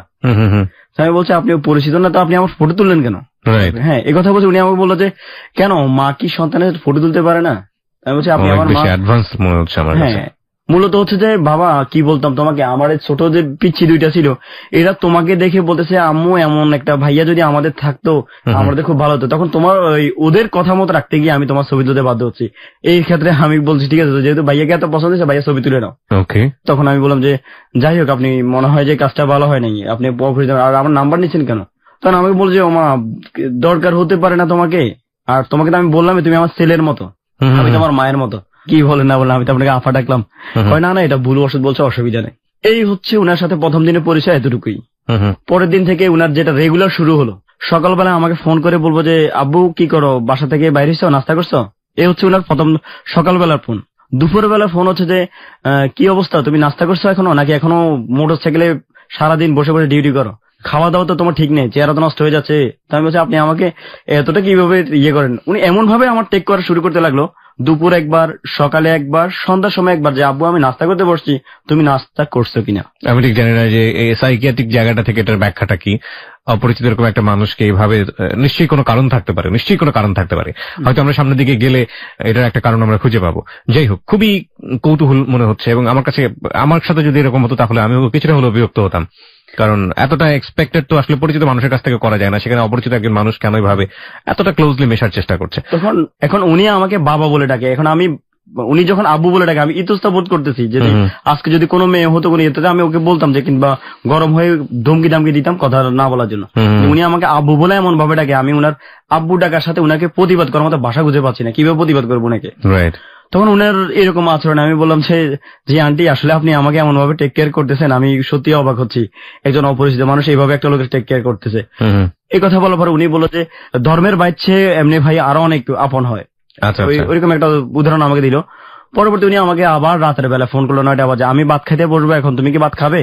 আর না খেলে আমার বাসা চলে আসো। তা আমি বললাম যে দেখেন আসলে আপনি এত অল্প সময়ে আপনি আমার সাথে এতটা মিশে গেছেন, আমি এটা নিচ্ছে আসলে সত্যি আমার অবাক লাগতেছে যে এমন একটা লোকের সাথে আমার সাথে পরিচিত। উনি আমাকে বললো যে শোনো, মূলত হচ্ছে আমি সৌদি আরব থাকতাম আমার স্বামীর সাথে, আমরা হজ করে আসছি, আমরা ইসলামিক ফ্যামিলির লোক, আমার স্বামী একজন জবরদস্ত মাওলানা, আর আমরা মূলত কারোর সাথেই কথা বলি না, মূলত তোমার সাথে আমার ভালো লাগছে বিদায় আমরা কথা বলি না, আমরা আমাদের সাথে কথা বলার মানুষ সুযোগও পায় না। উনি এরকম বুঝতে পারলাম যে উনি আমার দিক থেকে অনেক বিশাল মাপের মানুষ, কারণ উনি বিদেশ থেকে আসছে, বিদেশ থাকে, এবং উনার ড্রেসআপ দেখে আমার মনে হচ্ছে উনি আর্থিকভাবে আমার চেয়ে অনেক বেশি কোটিপতি, এমনটাই মনে হলো। এর মাঝে উনি এইভাবে পরিচয় কয়েকদিন নেওয়ার পরে উনি কি করলো, এই পরিচয় হওয়ার 7 দিনের মাথায় আমাকে জিজ্ঞাসা করলো যে তো তোমার বাবা মার কি অবস্থা, উনারা ভালো আছে, তোমাদের বাড়িটা, আচ্ছা তুমি আমার সাথে ছেলে সম্পর্ক, আমি তোমার বাড়িটা ঠিকানাই তুমি আমাকে বললা না। এই কথা বলছেন। আমি বলছি আমার বাড়িতে হচ্ছে এখানে, আমার বাড়ি রামগঞ্জ থানা পদ্মা বাজার গ্রাম, আমার এইখানে আমার বাড়ি। আপনি আমার বাবা হচ্ছে একজন সেনাবাহিনী রিটার্ন পার্সন, মূলত ফ্যামিলির দায়িত্বটা আমি বহন করি এখন। আর আমার মা একজন অসুস্থ মানুষ, বাড়িতে আমার ছোট 2টা বোন আছে। আচ্ছা আচ্ছা, হ্যাঁ এ কথা বলছেন। উনি বলে যে আর বড় বোন কি করে? বড় বোন আমি বলছি যে আমার বড় বোন সৌদিতে থাকে, মেয়ে বোন বিয়ে দিয়েছি, উনার স্বামী সৌদিতে থাকে। এই হচ্ছে আমাদের অবস্থা। ছোট ভাই আছে, সে এখন পড়ালেখা করে। উনি আমাকে বলে যে আচ্ছা ঠিক আছে, তোমার পরিচয় সম্পূর্ণ নিয়ে আমার খুবই ভালো লাগছে, এখন মা ছেলের সম্পর্কটা একটু পোক্ত হলো। এই কথা বলে উনার সাথে রাত্রে বেলা আমার সাথে কথা শেষ। পরের দিন দুপুর বেলা উনি আমাকে বলে যে আচ্ছা আপু তোমার গ্রামের বাড়িটা জানি কই বলছিলা, হঠাৎ করে এই দুপুর বেলা আপনি ফোন করে আমার এটা কয়? না না আমি তোমাকে জিজ্ঞাসা করতে, বলো না। এই কথা বলে উনি, আমি বললাম আমাদের গ্রাম হচ্ছে পদ্মা বাজার। পদ্মা বাজার তোমার আব্বুর, তোমাদের বাড়ির নাম কি বলা হয়? আমি বললাম যে আমার আব্বা তো সেনাবাহিনী ছিল, তাই মানুষ মিলিটারির বাড়ি বলে ডাকে।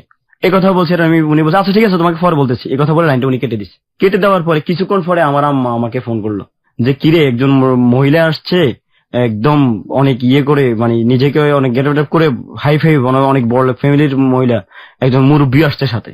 ঠিক আছে, আসি উনারা আমাদের বাড়ি ঘর এই সাইড, মানে পুরো বাড়ি ঘুরে গাড়ে আমার মাকে বলতেছে। তখন আমি চিন্তা করলাম যে আম্মা হয়তো আমার বোন একটা তো উপযুক্ত আছে, হয়তো বোনের প্রস্তাবের জন্য আমার পিছনে লাগছে, কিছু একটা হতে পারে। হ্যাঁ, কারণ আমার বোনের বিয়ের জন্য, কারণ আমার বোনের চেহারা পেজের সাথে আমার সাথে অনেক মিল। ওকে, আমি সন্দেহ করছি এটাই। আমি আমার বললাম তাহলে উনাদেরকে আপ্যায়ন করেন। এখন উনাকে আমি সাথে সাথে আমার মায়ের ফোন কেটে উনাকে ফোন দিলাম। উনি ফোন তখন আর রিসিভ করতেছে না। উনি আমার ছোট বোন যেটা আপনার আমার চেহারার সাথে অনেক মিল, ওই বোনটাকে একদম কোলে নিয়ে তুমি আমার মেয়ের মতো, প্যাডের মেয়ে, এটা বলে উনাকে, মানে আমার ছোট বোনটাকে অনেক বেশি আদর, এত আদর যে ও বলতেছে যে মনে হয় যে না আমাকে উনি আজকে উনার বাসায় নিয়ে যাবে। এইভাবে আদরটা করে উনি চলে আসছে। তখন আমি উনাকে রাতের বেলা আমাকে ফোন দিল যে কি অবস্থা আব্বু, তোমাদের বাড়িতে গেলাম। তখন আমি উনাকে বললাম যে দেখেন আপনি বাড়িতে গেলেন, আমার অনুমতি নিয়ে যাওয়াটা আপনার উচিত ছিল, কারণ আপনি আমার মেহমান। যাইতেন আমি আপনাকে আমার তৌফিক অনুযায়ী আপ্যায়ন করতাম, আর এইভাবে গেলেন কেন আপনি? আর আমরা হচ্ছে গরিব মানুষ, আপনি কেন গরিবের বাড়িতে পা দিতে গেলেন? একজন এত বিশাল মাপের একজন মানুষ। উনি আমাকে বললো যে আরে বোকা, আমরা তো গরিবদেরকে সবচেয়ে বেশি ভালোবাসি, আমরা চাই যে ওদের পাশে থাকে, ওদের উপকার আসার জন্য। উনি আমাকে এরকম একটা, মানে উনি আমাকে গরিব বলাতে উনি আমাকে গরিবটা আরো একটা হাইলাইট করে দিল যে হ্যাঁ আসলে তুমি গরিব। এ কথা বলার পরে উনি আমাকে যখন বললো যে মূলত হচ্ছে যে গেলাম তোমাদের মাকে পরিচিত হলাম, এভাবে কথাবার্তা বলার পরে উনি ওই দিন রাত থেকে কি করলো, বাবা তোমার সব দিক মিলে আমার অনেক বেশি পছন্দ হয়েছে, আমি তোমার সাথে মা বাবার সম্পর্কটা একদম ফ্যাটের ছেলের মতো করতে চাই, তুমি আমাদের বাড়িতে একদিন আসো, তোমার আঙ্কেলের সাথে পরিচয় যাক। আচ্ছা, এই অবস্থার পর আমি আচ্ছা ঠিক আছে সব দেখবো। উনি কি করতো, আমাকে 4 বছর রেগুলার উনার ফোন ছিল, ফোনগুলো এমন ছিল যেন আমার নিজের মা। তখন আমি উনাকে একদিন বলতাম যে আন্টি আসলে আপনি যেভাবে আমাকে খোঁজখবর নিচ্ছেন, একজন প্রেমিকের মতো অবস্থা আপনার। এটা উনাকে মানে হাসির মুখে আমি বলে ফেলছি।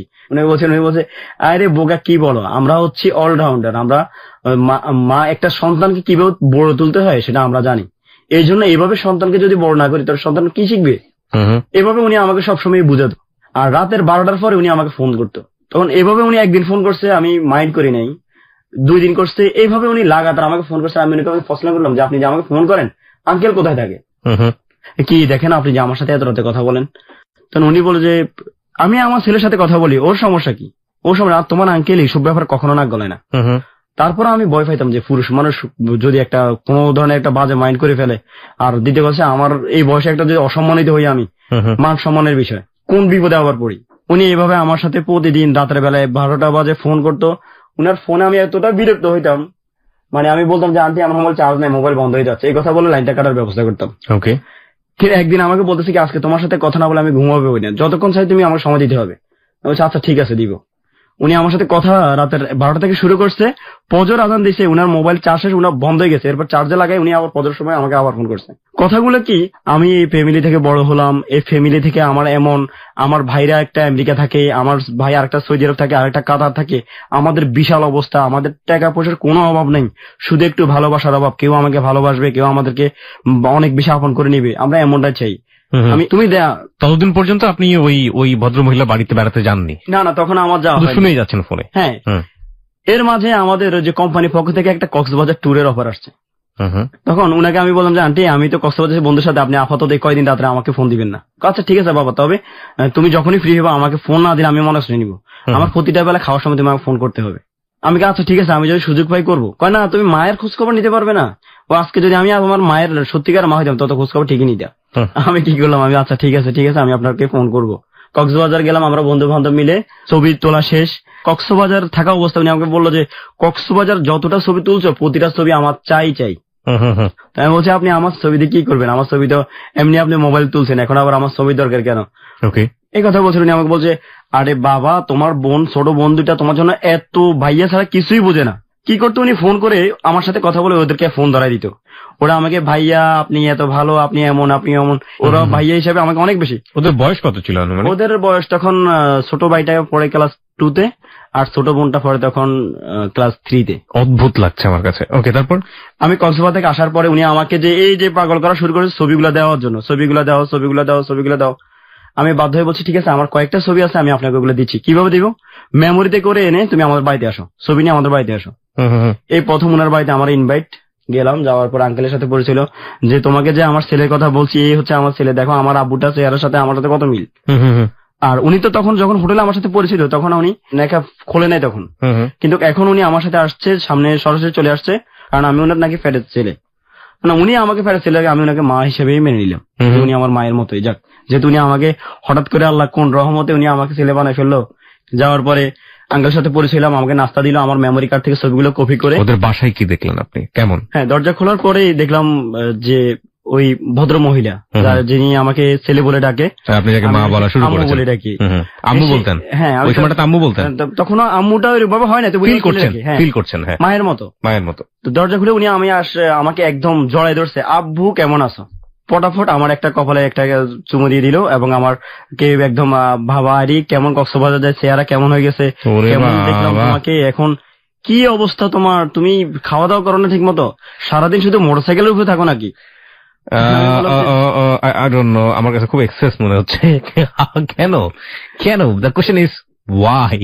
ওকে, এই অবস্থার পরে আমি তো মানে একদম নার্ভাস, বিব্রত হয়ে গেছেন, বুঝতে পেরেছি। ভিতরে আমার মুখ থেকে কথাই আসতেছে না, কারণ আমার নিজের ঘরোদারিণী যিনি মা, উনি তো কখনো আমাকে এইভাবে আদর করেন না। হ্যাঁ, এমন এক ধরনের কঠিন একটা আপ্যায়ন। এর মাঝেই আমার যে উনার স্বামী মুরব্বী উনি চলে আসছে, এসে আমাকে বলতেছে যে কেমন আছো, তখন ছেলে বলে ডাকে। উনি বলতেছে তোমাকে যে বলেছি দেখছো, এই হচ্ছে রাজের মতো রাজ, একদম আমার 100%। ও যদি আমার গর্ভ থেকে হইতো এমনই হইতো। ওকে আল্লাহ আমার সন্তান হিসেবেই গর্বে ধরে নেই, তবে ওকে আমার সন্তান হিসেবে দুনিয়াতে পাঠাচ্ছে। কিছুক্ষণ পরে দেখলাম ওই যে ছোট 2 ভাই বোন, ওরা এসে একটা আমার কাঁধের মধ্যে, আমি তো সোফায় বসছি, আসি একটা আমার কোলের মধ্যে আসি, ভাইয়া এই যে অবস্থা, ভাইয়া তোমার সাথে ছবি তুলবো, তোমার ছবি তুলতে হবে, তুমি ছবি তুলো সুন্দরভাবে। এরা আমার এক ধরনের ফটো সেশন হয়ে গেছে। আমরা বিটিভিতে অনেক আগে একটা ছবি দেখতাম, মিস্টেরিয়াস আইল্যান্ড, যারা দেখেছেন তারা জানবেন। আজকে হ্যালো 8920 মিস্টেরিয়াস লাইফ স্টোরি, মানে কেন হচ্ছে, কি হচ্ছে, কে কোথা থেকে কলকাঠি নাড়ছে, কেন এরকম করবে একজন ভদ্রমহিলা, শুধু একা না, পুরো ছেলে মেয়ে পরিবার নিয়ে ঘটনাটা ঘটছে, আমরা জানি না, বাট সমাধান নিশ্চয়ই আছে, কারণ সেটার জন্য আমাদেরকে ধৈর্য ধরে গল্পের শেষ পর্যন্ত যেতে হবে। বলুন তারপর। এই কথা বলছে, আর আমি মুরব্বীর সাথে বললাম যে উনি আমাকে বলল তুমি কি করো বাবা, তুমি কি করো? তো উনি বললেন দেখেন আমি একটা তো মাল্টিনেশনাল কোম্পানি থেকে চাকরি করি। আসলে করেন না? আমি তো সেলসম্যান চাকরিটা করি আর কি।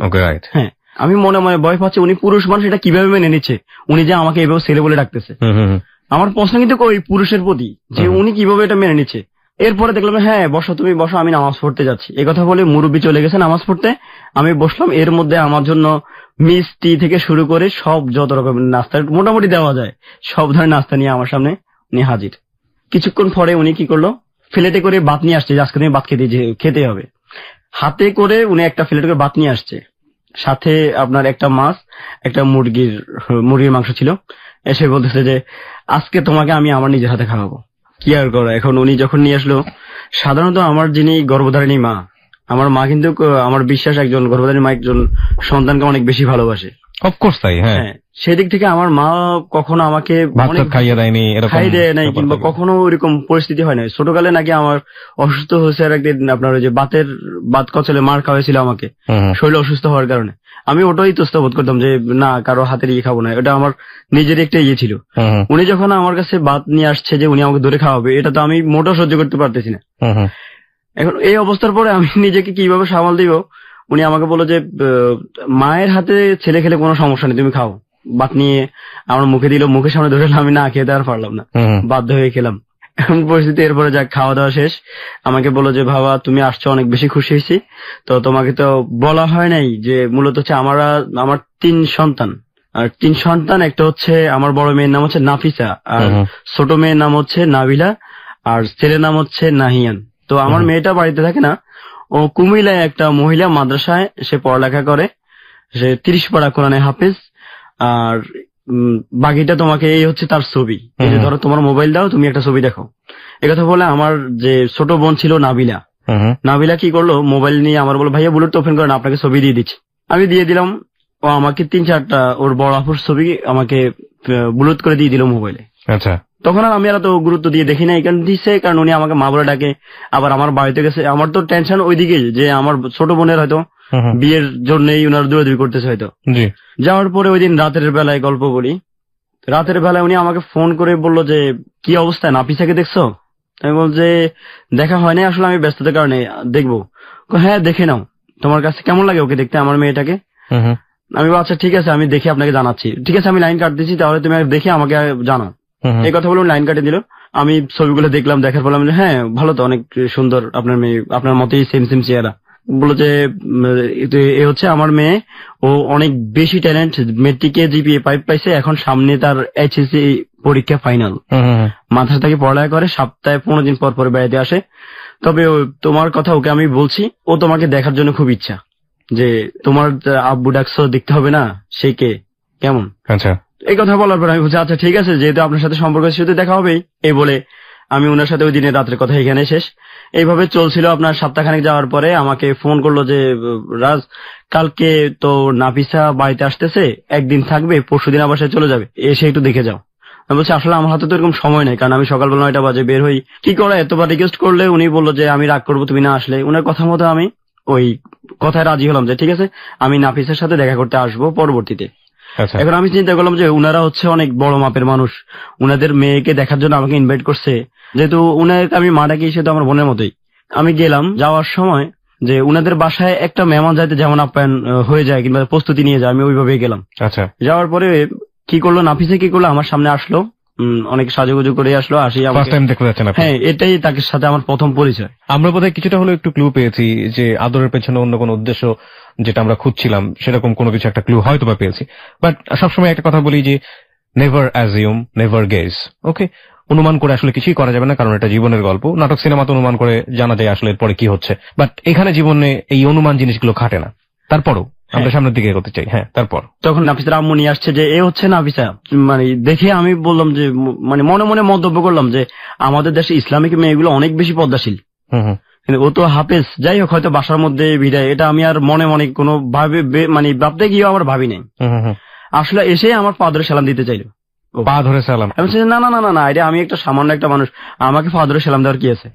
আশেপাশে না, আমি আমার জন্য দোয়া করবেন, আমি পরীক্ষা দিব, আপনি কেমন আছেন, আমার কাছে তো আপনার অনেক সুনাম শুনছি, আর তাই আপনাকে দেখার খুব ইচ্ছে ছিল আমার, এইভাবেই তাই দেখলাম। এর মাঝেই কথা বলতে ওর আম্মু নাস্তা নিয়ে আসছে, আসে বলতেছে তোমরা দুজনে একসাথে বসে বসে নাস্তা করো, কথা বলো, আমি তোমার জন্য চা করতেছি, নাস্তা করো না। এর মধ্যে নাস্তা করতেছি ওর সাথেই। তো ও আমাকে বললো যে আমার আবার যেতে হবে, আমার ক্লাস শুরু হবে, তাহলে আমি যাচ্ছি, আমার জন্য দোয়া করবেন, আমার পরীক্ষা। তখন আমি সাধারণত আমাদের যে ফ্যামিলিতে কালচার সিস্টেম, যেটা কোন লোক যদি কোনো শুভ কাজের জন্য বিদায় নিতে আসে, সেক্ষেত্রে আমরা তাকে ন্যূনতম সম্মানীয় করি। এখন ও পরীক্ষার জন্য সময়, মানে আমার কাছে যখন বললো, আমি আমার মানিব্যাগ থেকে 5,000 টাকা ছিল আমার কাছে, তখনই আমি তাকে সম্মানী যে পরীক্ষা দিচ্ছে, যেন এটা হচ্ছে তাকে সম্মানী করলাম। আপনি বলার সঙ্গে সঙ্গে 5,000 টাকা না, বলার সঙ্গে সঙ্গে ওকে ও বলে নাই তো। আচ্ছা, আমার কাছে যখন সে বললো যে আমার পরীক্ষা, আমার জন্য দোয়া করবেন, দোয়া হিসেবে ওই যে ঈদের বকশিসের মতো 5,000 টাকা দিল। হ্যাঁ, 5,000 টাকা ছিল, কারণ ওরা ওই লেভেল লোক, ওদেরকে তো আপনার হয়তো 5,000 টাকা ওদের কাছে কিছুই না। আপনার থেকে সেটা মনে হয়েছে। হ্যাঁ, আমি কিভাবে একটা, আমার কাছে যেহেতু সালাম দিতে চাইছে, আমাকে অনেক সম্মান হয়েছে, তাকে আমি খালি হাতে ফিরনটা হয়তো ঠিক হবে না।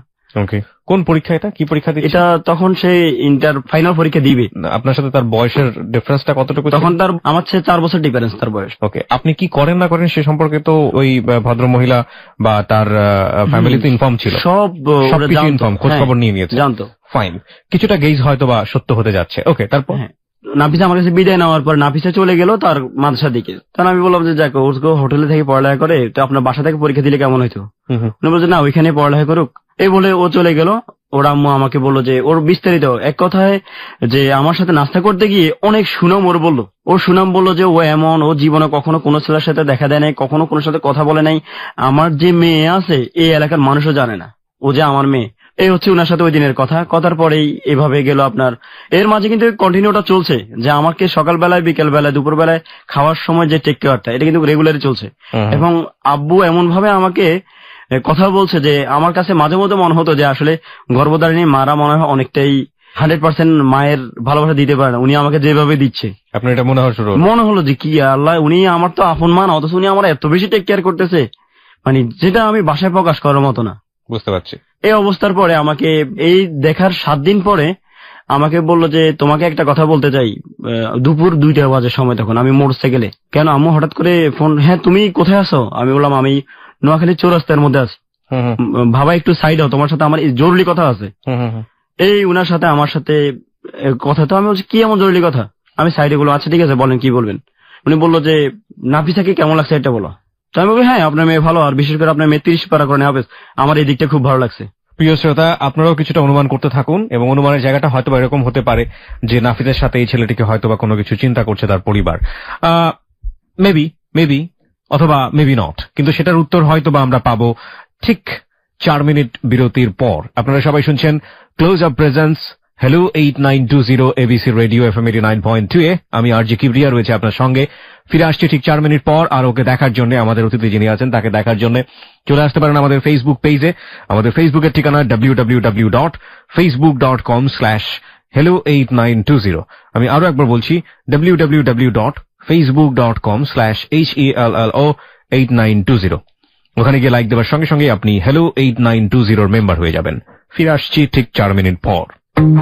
Close Up presents Hello 8920. Close Up. The closer, the better. This track was downloaded from FusionBD.com. Close Up presents Hello 8920. Close Up. The closer, the better.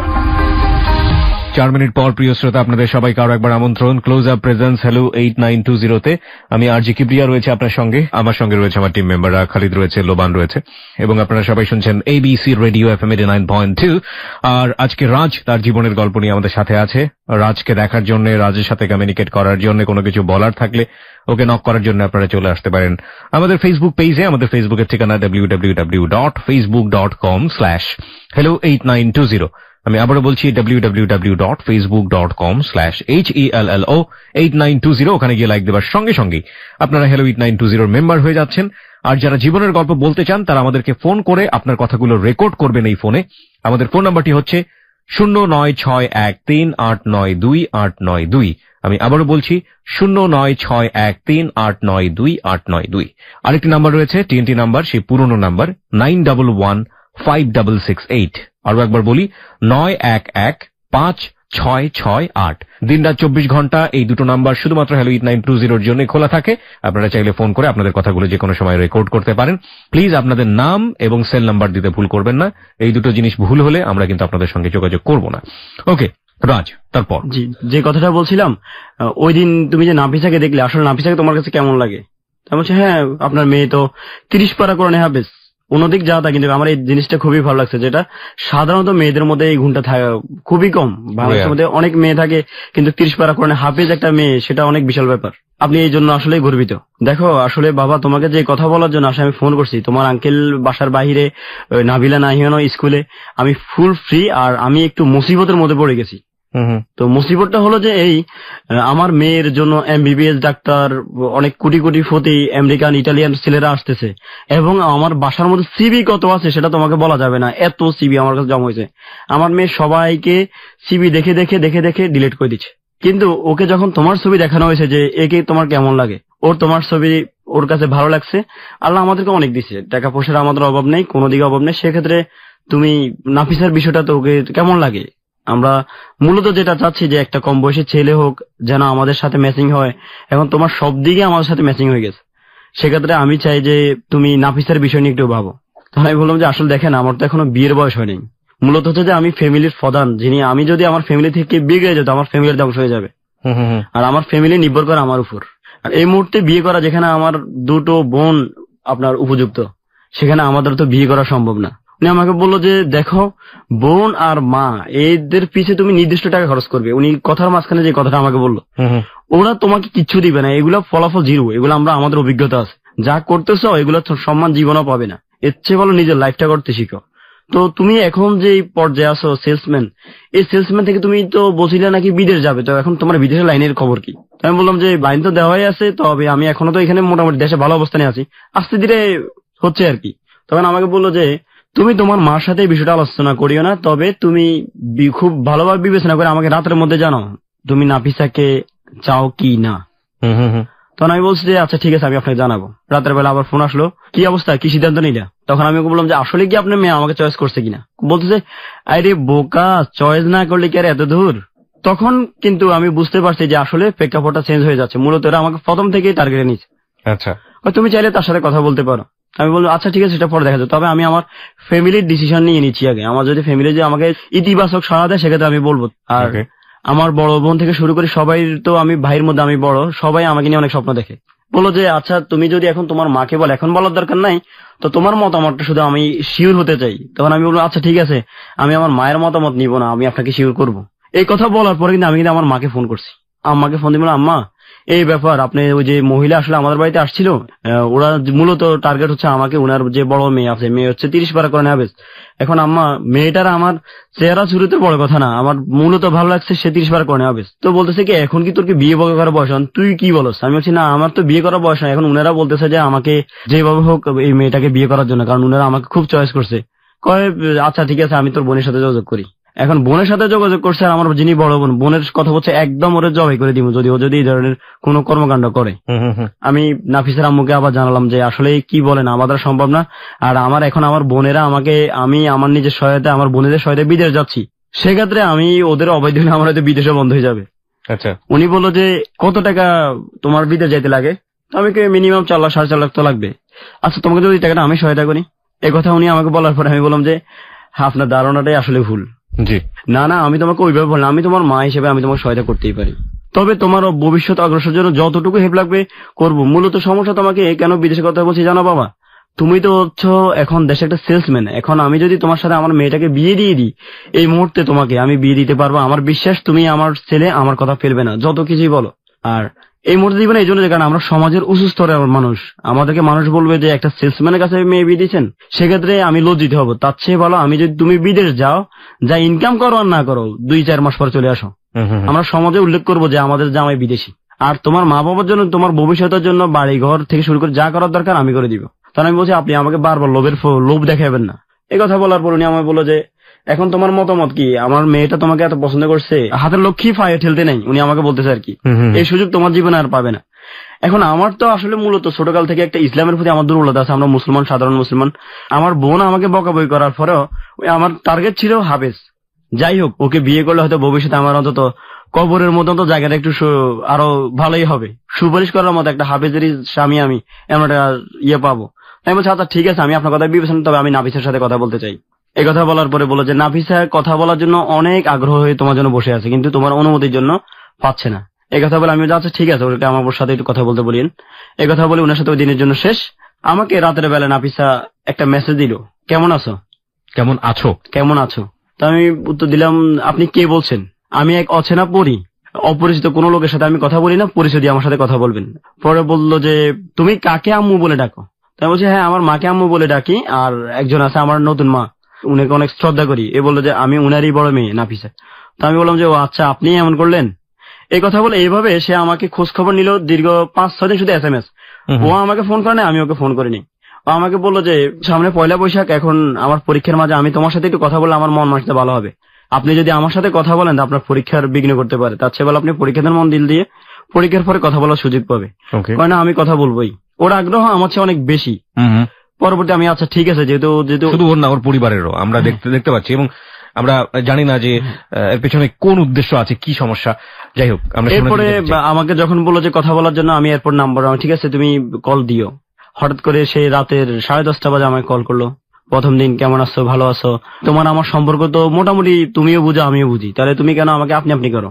আমার একটু ইজি হইতে হবে আগে, আমাকে তো ইজি না হলে আমি তোমাকে তুমি বলা সম্ভব না। কিন্তু আমার আসলে লজ্জা লাগতেছে, কারণ আমি কখনো কল্পনা করি নাই যে আমি ফ্যামিলির বড় ছেলে হয়ে এমন একটা লাইনে যাব, কিংবা প্রেম সম্পর্ক তো একটা জিনিস আমি জড়িত হব, ওই দিক থেকে আমি কখনো প্রেমের করার জন্য সাহসও করতাম না। তোকে বললাম যে আসলে কি আপনি কি আমাকে চয়েস করেন, আপনি কি উদ্দেশ্যে কি? আমরা তো গরিব, আমাদের তো টিনের ঘর, সেক্ষেত্রে আপনি বিল্ডিং এর মধ্যে থাকেন, আপনার কি এগুলো কি চয়েস হবে? বলো যে তুমি যদি চাও আমি তোমার সাথে রাস্তার পাশে থাকতে রাজি। ওকে, এমন আমি বলছি আচ্ছা ঠিক আছে, সবকিছু ডিসিশন নিয়ে আপনি ভালো করে চিন্তা করতে। এরা আমাকে বললো যে তোমার চয়েস কি? আমি বললাম আমার চয়েস কি বলতে তুমি কেমন শিল্পী পছন্দ করো? তখন আমি কয়েকটা শিল্পীর নাম বললাম। ও বললো যে আরে এগুলো তো সব আমারই প্রিয়, তোমার সাথে আমার সাথে মনের মিলটা কেমন দেখো। মানে এইভাবে বলতে বলতে এই সম্পর্কটা সত্যি প্রেমের দিকে চলে গেল। এবং এর সহায়ক হিসেবে আপনার জীবনে ফার্স্ট লাভ। এর মাঝেই আমার যে আম্মু কি করতো, আমাকে ওর সাথে কথা হয়েছে কিনা, ও তোমাকে ফোন করছে কিনা। আলটিমেটলি আপনার আম্মু, কিন্তু এটা হচ্ছে নাফিজার মা। নাফিসার মা, হ্যাঁ। আমি তো আমার নিজের মাকে আম্মা বলে ডাকি, আর উনাকে আম্মু বলে ডাকতাম। হ্যাঁ, তখন উনি আমাকে বললো যে কি অবস্থা, নাফিসার যোগাযোগ হয়? তাই বলছি হ্যাঁ হয়। তো আন্ডারস্ট্যান্ডিং তোমাদের মধ্যে পূর্ণ হয়েছে? চেষ্টা চলছে, এখন আসলে নিজেকে এতটা ফ্রি করতে পারি না আমি। তো বলতেছে যে তুমি কেমন পুরুষ, একটা কথা বলতে পারো না, তুমি নাকি আপনি আপনি করে কথা বলো। আমি তো ওর কাছে শুনছি, কি বলতাম আসলে, আমি তো কখনো এইভাবে হই না, এই জন্য আমার আসলে একটু লজ্জা লাগছে খুব। আমাকে বললো যে লজ্জার কিছু নাই, ভালোভাবে তোমরা কথা বলো, তোমরা নিজেকে নিজে বুঝে নাও, আল্লাহ যদি বাঁচায় রাখে তোমাদের বিয়ে, আমি তোমার বিদেশের আগে ওর পরীক্ষার পরে আমি তোমাদের বিয়ের ব্যবস্থা করব। এখন আমি এই কথা বলছি, আমি আমার আম্মারে বলছি, আম্মা কয় এটা কি হতে যাচ্ছে আসলে আল্লাহ মাহবুদে জানে, এটা কি তোর জীবনে কি টার্নিং পয়েন্ট নাকি খারাপ পয়েন্ট, এটা আল্লাহ মাহবুদে জানে কি হতে যাচ্ছে। ওকে, আমরাও সেই প্রশ্নটাই মাথায় রেখে আপনার গল্প শুনছি, আসলে কি হতে যাচ্ছে। তা আমি আমার আম্মার বললাম, আম্মা দেখেন আমার আসলে মূলত ওর প্রতি আমার একটা দুর্বলতা আছে, যেটা সত্যি কথা, সেটা হচ্ছে ও আম্মা 30 পারা কোরআনে হাফেজ, আমি ওর 30 পারা কোরআনে হাফেজের ভক্ত, আমি ওর রূপের ভক্ত না। আপনি কখনো শুনেছেন তার কণ্ঠে? না, ওরা ওই সময় পর্যন্ত শুনেছেন কখনো? যখন আপনি এই জিনিসটা মাথায় নিয়ে নিয়েছেন যে সে পবিত্র কোরআনের 30 পারা হাফেজ, আপনি বারবারই এই একটা জিনিসই আপনার ভিতরে খুব ভালো একটা ইম্প্যাক্ট তৈরি করছে এই মেয়েটা সম্পর্কে, আর বাকি কি হচ্ছে না হচ্ছে সেটা আপনি সাইড করে রাখছেন। তো এই জিনিসটা আপনি যখন মেসেজ হিসেবে নিয়ে নিয়েছেন নিজের মনের মধ্যে, তার আগে কি আপনি নিশ্চিতভাবে নিশ্চিত হওয়ার জন্য ওকে আমি প্রশ্ন করছিলাম, আপনি যে 30 পারা কোরআনে হাফেজ, তো আপনি কি এটা কি রেগুলার চর্চা করছেন নাকি এখন আর চর্চা করেন না? তো বললো আল্লাহ আমি তো সবসময় এটা পড়ি। না, এটা সবসময় চর্চা করলে এটা মনে থাকবে, এটা ঠিক আছে, কিন্তু আপনার হয় না যে মাঝে মাঝে ওই সূরা আল এটা জানতে চাইছি, কিংবা সূরা ইয়াসিনটা একটু পড়ে শোনাও বা রহমানটা একটু পড়ে শোনাও, এগুলা কি কখনো করেছিলেন? করেছিলাম। ও কি করেছে? আপনি তো কোরআনে হাফেজ, তো আমাকে একটু ইয়াসিন সূরাটা শুনেন। তো বলছে তুমি কি আমার পরীক্ষা নিয়েছো, আমাকে অবিশ্বাস করতেছ? শুনিয়েছে না শোনায়নি? না, শোনায়নি। ফাইন। এক আর 2 নম্বর যেটা, সেটা হচ্ছে আমি ঠিক জানি না এইভাবে কোনো পরপুরুষের সামনে এটা রিলিজিয়াসটি কইতেই সাপোর্ট করে কিনা যে কোরআন সে পড়ে শোনাবে। যদিও আমি ফেসবুকে একটা রিসাইটার দেখেছিলাম এরকম, সম্ভবত মধ্যপ্রাচ্যের কোন এক নারী, এবং এত সুন্দর ভাবে তিনি রিসাইট করেন, মাশাআল্লাহ, আলহামদুলিল্লাহ। যাই হোক, উনি অবশ্য পাবলিকলি করেছেন, আমি সেই জায়গা থেকে ঠিক জানি না এটা করার কোনো নিয়ম আছে কিনা, কিন্তু করেননি, মানে আপনি প্রুফ পাননি কোনো না কোনো ভাবে, প্রুফ পাননি, এটাই হচ্ছে আমরা ধরে নিই। ওকে, তো যখন ওই করলো না, এরপর আমি কিন্তু তাকে কখনো অবিশ্বাস আমার জন্ম হয়নি। আপনার অবিশ্বাস জন্ম হয়নি, এবং বারবারই আপনি আপনার মাকে একটা কথা বলতেছেন, মা সে 30 পারা। তো ও আমাকে, ওর আম্মু বললো যে এর মাঝে ও তো পরীক্ষা চলতেছে, ওর আম্মু বললো যে তুমি কেমন পুরুষ, ওকে তোমার পছন্দ হয়েছে, ও তোমাকে পছন্দ হয়েছে, অথচ ওর পরীক্ষা চলছে, তুমি তাকে একটা গিফট করলে না। আমি বলছি আসলে কি গিফট করব? উনি আমাকে বললো নাফিসা কালো কোনো জিনিস পছন্দ করে, ওর রঙিন কলম পছন্দ করে। আমি কি করলাম যে এখন ওকে রঙিন কলম পছন্দ করে, যেহেতু ওকে একটা সারপ্রাইজ দিতে হবে স্পেশালি ভাবে, যেহেতু রঙিন কলম পছন্দ করে, আমি 170 আইটেমের কলম, মানে বাংলাদেশের মধ্যে রঙিন কলম যত প্রকার আছে, নোয়াখালী থেকে শুরু করে সর্বশেষ ঢাকা নারায়ণগঞ্জ পর্যন্ত যায়, তার জন্য কলম নিয়ে 170 পিস কলম একটা বক্স করে তার জন্য পরীক্ষার এখানে তার মার কাছে দিচ্ছি, যে ওর বাড়িতে যাই, যে আপনি ওকে এই কলমটা গিফট। ওর মা বলতেছে আল্লাহ তুমি কি পাগল নাকি, এত কলম কত বছরে শেষ করবে? তবে আমি না, ও যেহেতু আমার একটা স্পেশালি মানুষ, সেহেতু আমি ওকে স্পেশাল ভাবে এই কলমগুলো দিলাম। ঠিক আছে, এর মাঝে আমাদের সম্পর্কটা এমনও হলো যে তুমি বলতে আমি ওকে বাধ্য হয়েছি। এর মাঝে ওর পরীক্ষা শেষ হলো, পরীক্ষা যে লাস্ট বিষয় আর কি, এই বিষয়ের আগে দিয়ে ছিল 1 বৈশাখ। আচ্ছা, ও আমাকে বললো যে আমি 1 বৈশাখে তোমার দেখা পেতে চাই, আমি বাড়িতে আসবো একদিনের জন্য, আমি তোমাকে দেখতে চাই, তবে তোমার যেটা হতে হবে সেটা হতে হবে তোমার লাল কালার পাঞ্জাবি, আর আমার জন্য ফুল নিয়ে আসবা। আমি বলছি কি ফুল পছন্দ করো? আমি গোলাপ পছন্দ করি। আমি ওকে গিফট করার জন্য গেলাম আমাদের লক্ষ্মীপুর থেকে প্রায় 16 কিলোমিটার দূরে হায়দারগঞ্জ, ওই জায়গার নাম। হায়দারগঞ্জ হচ্ছে ফুলের চাষের সবচেয়ে বড় বৃহত্তর জায়গা। ওইখানে গেলাম, যাওয়ার পরে বললাম যে ভাই আপনাদের কাছে গোলাপ গাছ কত কালার আছে? ওরা বলে 5 কালারের গোলাপ গাছ আমাদের এখানে আছে। আর আপনার এখানে মোটামুটি ভালোর মধ্যে সৌন্দর্যজনক ফুল গাছ কয় আইটেম আছে? 17 আইটেম। 17 আইটেম ফুল গাছ আর 5 আইটেম গোলাপ গাছ। আমি বললাম যে যত টাকাই আসুক আপনি এই পুরো গাছগুলো টপ কালার করে ফুলগুলো আপনি আমাকে আগামী এত তারিখ, যে পয়লা বৈশাখের যে দিনটা ছিল ওই তারিখের দিন বিকাল বেলা আমাকে দিতে হবে। এই কথা আমি কিন্তু নাফিসাকে জানাই নাই। আমি কি করলাম, যে কথা সেই গাছ সন্ধ্যার সময় ছোট যে পিকআপ ভ্যান গুলো আর কি, এই পিকআপে করে ওইখান থেকে গাছগুলা নিয়ে আসলাম নোয়াখালীতে। নোয়াখালী ওদের বাড়ি থেকে 1 কিলোমিটার দূরে। রাতের 12টা বাজে ওদের গেটের এখানে আমি কি করলাম, ওই লোক নিয়ে ফুল গাছগুলো সাজাই। ফোন করলাম যে তুমি কি জাগো না ঘুমে? ও বলছে আমি তো ঘুমে। আমি আচ্ছা ঠিক আছে, ওকে ঘুমো। তবে সকালবেলা ঘুম থেকে সবার আগে নামাজ পড়তে উঠলে দরজাটা একটু খুলিও। বলছে কেন? আমি খুলিও, আমি ভোরবেলা তোমাদের কাছে রেখে যাবো। সকালবেলা ঘুম থেকে উঠে ও ফুল গাছ দেখে অবাক, আমাকে ফোন দিয়ে বলতেছে আল্লাহ এমন একটা সারপ্রাইজ তুমি আমাকে দিলা, আমি একদম মুগ্ধ যে তোমাকে বাসায় প্রকাশ করতে পারো, আমি এতটা খুশি হয়েছি। ওকে। তাহলে আমি ওকে বললাম যে আসলে মূলত আমি যে বুঝতে পারছি যে আপনি মোটামুটি বড়শিটা গিলে ফেলেছেন, এটাই হচ্ছে কাহিনী। আমার কাছে যেটা মনে হচ্ছে যে এবার খাও, বসি গিলে ফেলেছে আমাদের রাজ। স্যার এখন ওর আম্মু আমাকে ফোন দিয়ে আব্বু তুমি এত সুন্দর গিফট করলা, আমরা নজিরবিহীন, আমরা এত অবাক। নাফিসা ফোন দিয়ে বললো যে আমার বাবাও খুশি, আমার মাও খুশি, আমিও খুশি। আমি বলছি আচ্ছা ঠিক আছে, তাহলে আজকে আসতেছি না, ভালো থাকো। ও বললো যে কেন, তুমি না আজকে লাল পাঞ্জাবি পরে আসার কথা ছিল? এখন আমার অবস্থা হলো কি, আমি যে বেতনে চাকরি করি এই বেতনে আমার লাল পাঞ্জাবি, যখন আমি এক দামে দোকানে গেলাম তখন পাঞ্জাবির দাম 1800 টাকা। ফুল কিনতে যাই আমার কাছে টাকা শেষ। ও বললো যে তুমি আসতেই হবে, কারণ আমি তোমার জন্য ফুলের তোড়া নিয়ে বসে আছি। কি আর করা, 5000 টাকা দাঁড় করলাম, গেলাম ওদের বাসায়। যাওয়ার সময় একটা ফুলের তোড়া নিয়ে গেলাম, এবং যাওয়ার সময় 3-4 আইটেমের মিষ্টি নিয়ে গেলাম। যাওয়ার পরে ওকে ফুল দিয়ে শুভেচ্ছা দিলাম। ওরা বললো যে আজকে এখানে তো দুপুরবেলা খাওয়ার জন্য তোমার ব্যবস্থা করা হয়েছে, তুমি খেতে হবে, আর বিশেষ করে আমার গিফটগুলো তুমি গ্রহণ করো। ওই গিফট আমাকে দিল কি, একটা ফুলের তোড়া দিল আর একটা ছোট্ট টফি বলা হয় আর কি, নায়ক নায়িকার টফি, একটা টফি গিফট করলো। দুপুরবেলা খেতে বসলাম ওদের বাসায়। খেতে বসার পরে ওর আম্মু বলতেছে যে আমি আমার বাবাকে মানে নিজ হাতে খাইয়ে দিব। নাফিসা বলতেছে না, ওকে আজকে দিনে আমি আমার নিজ হাতে একবার খাওয়াবো।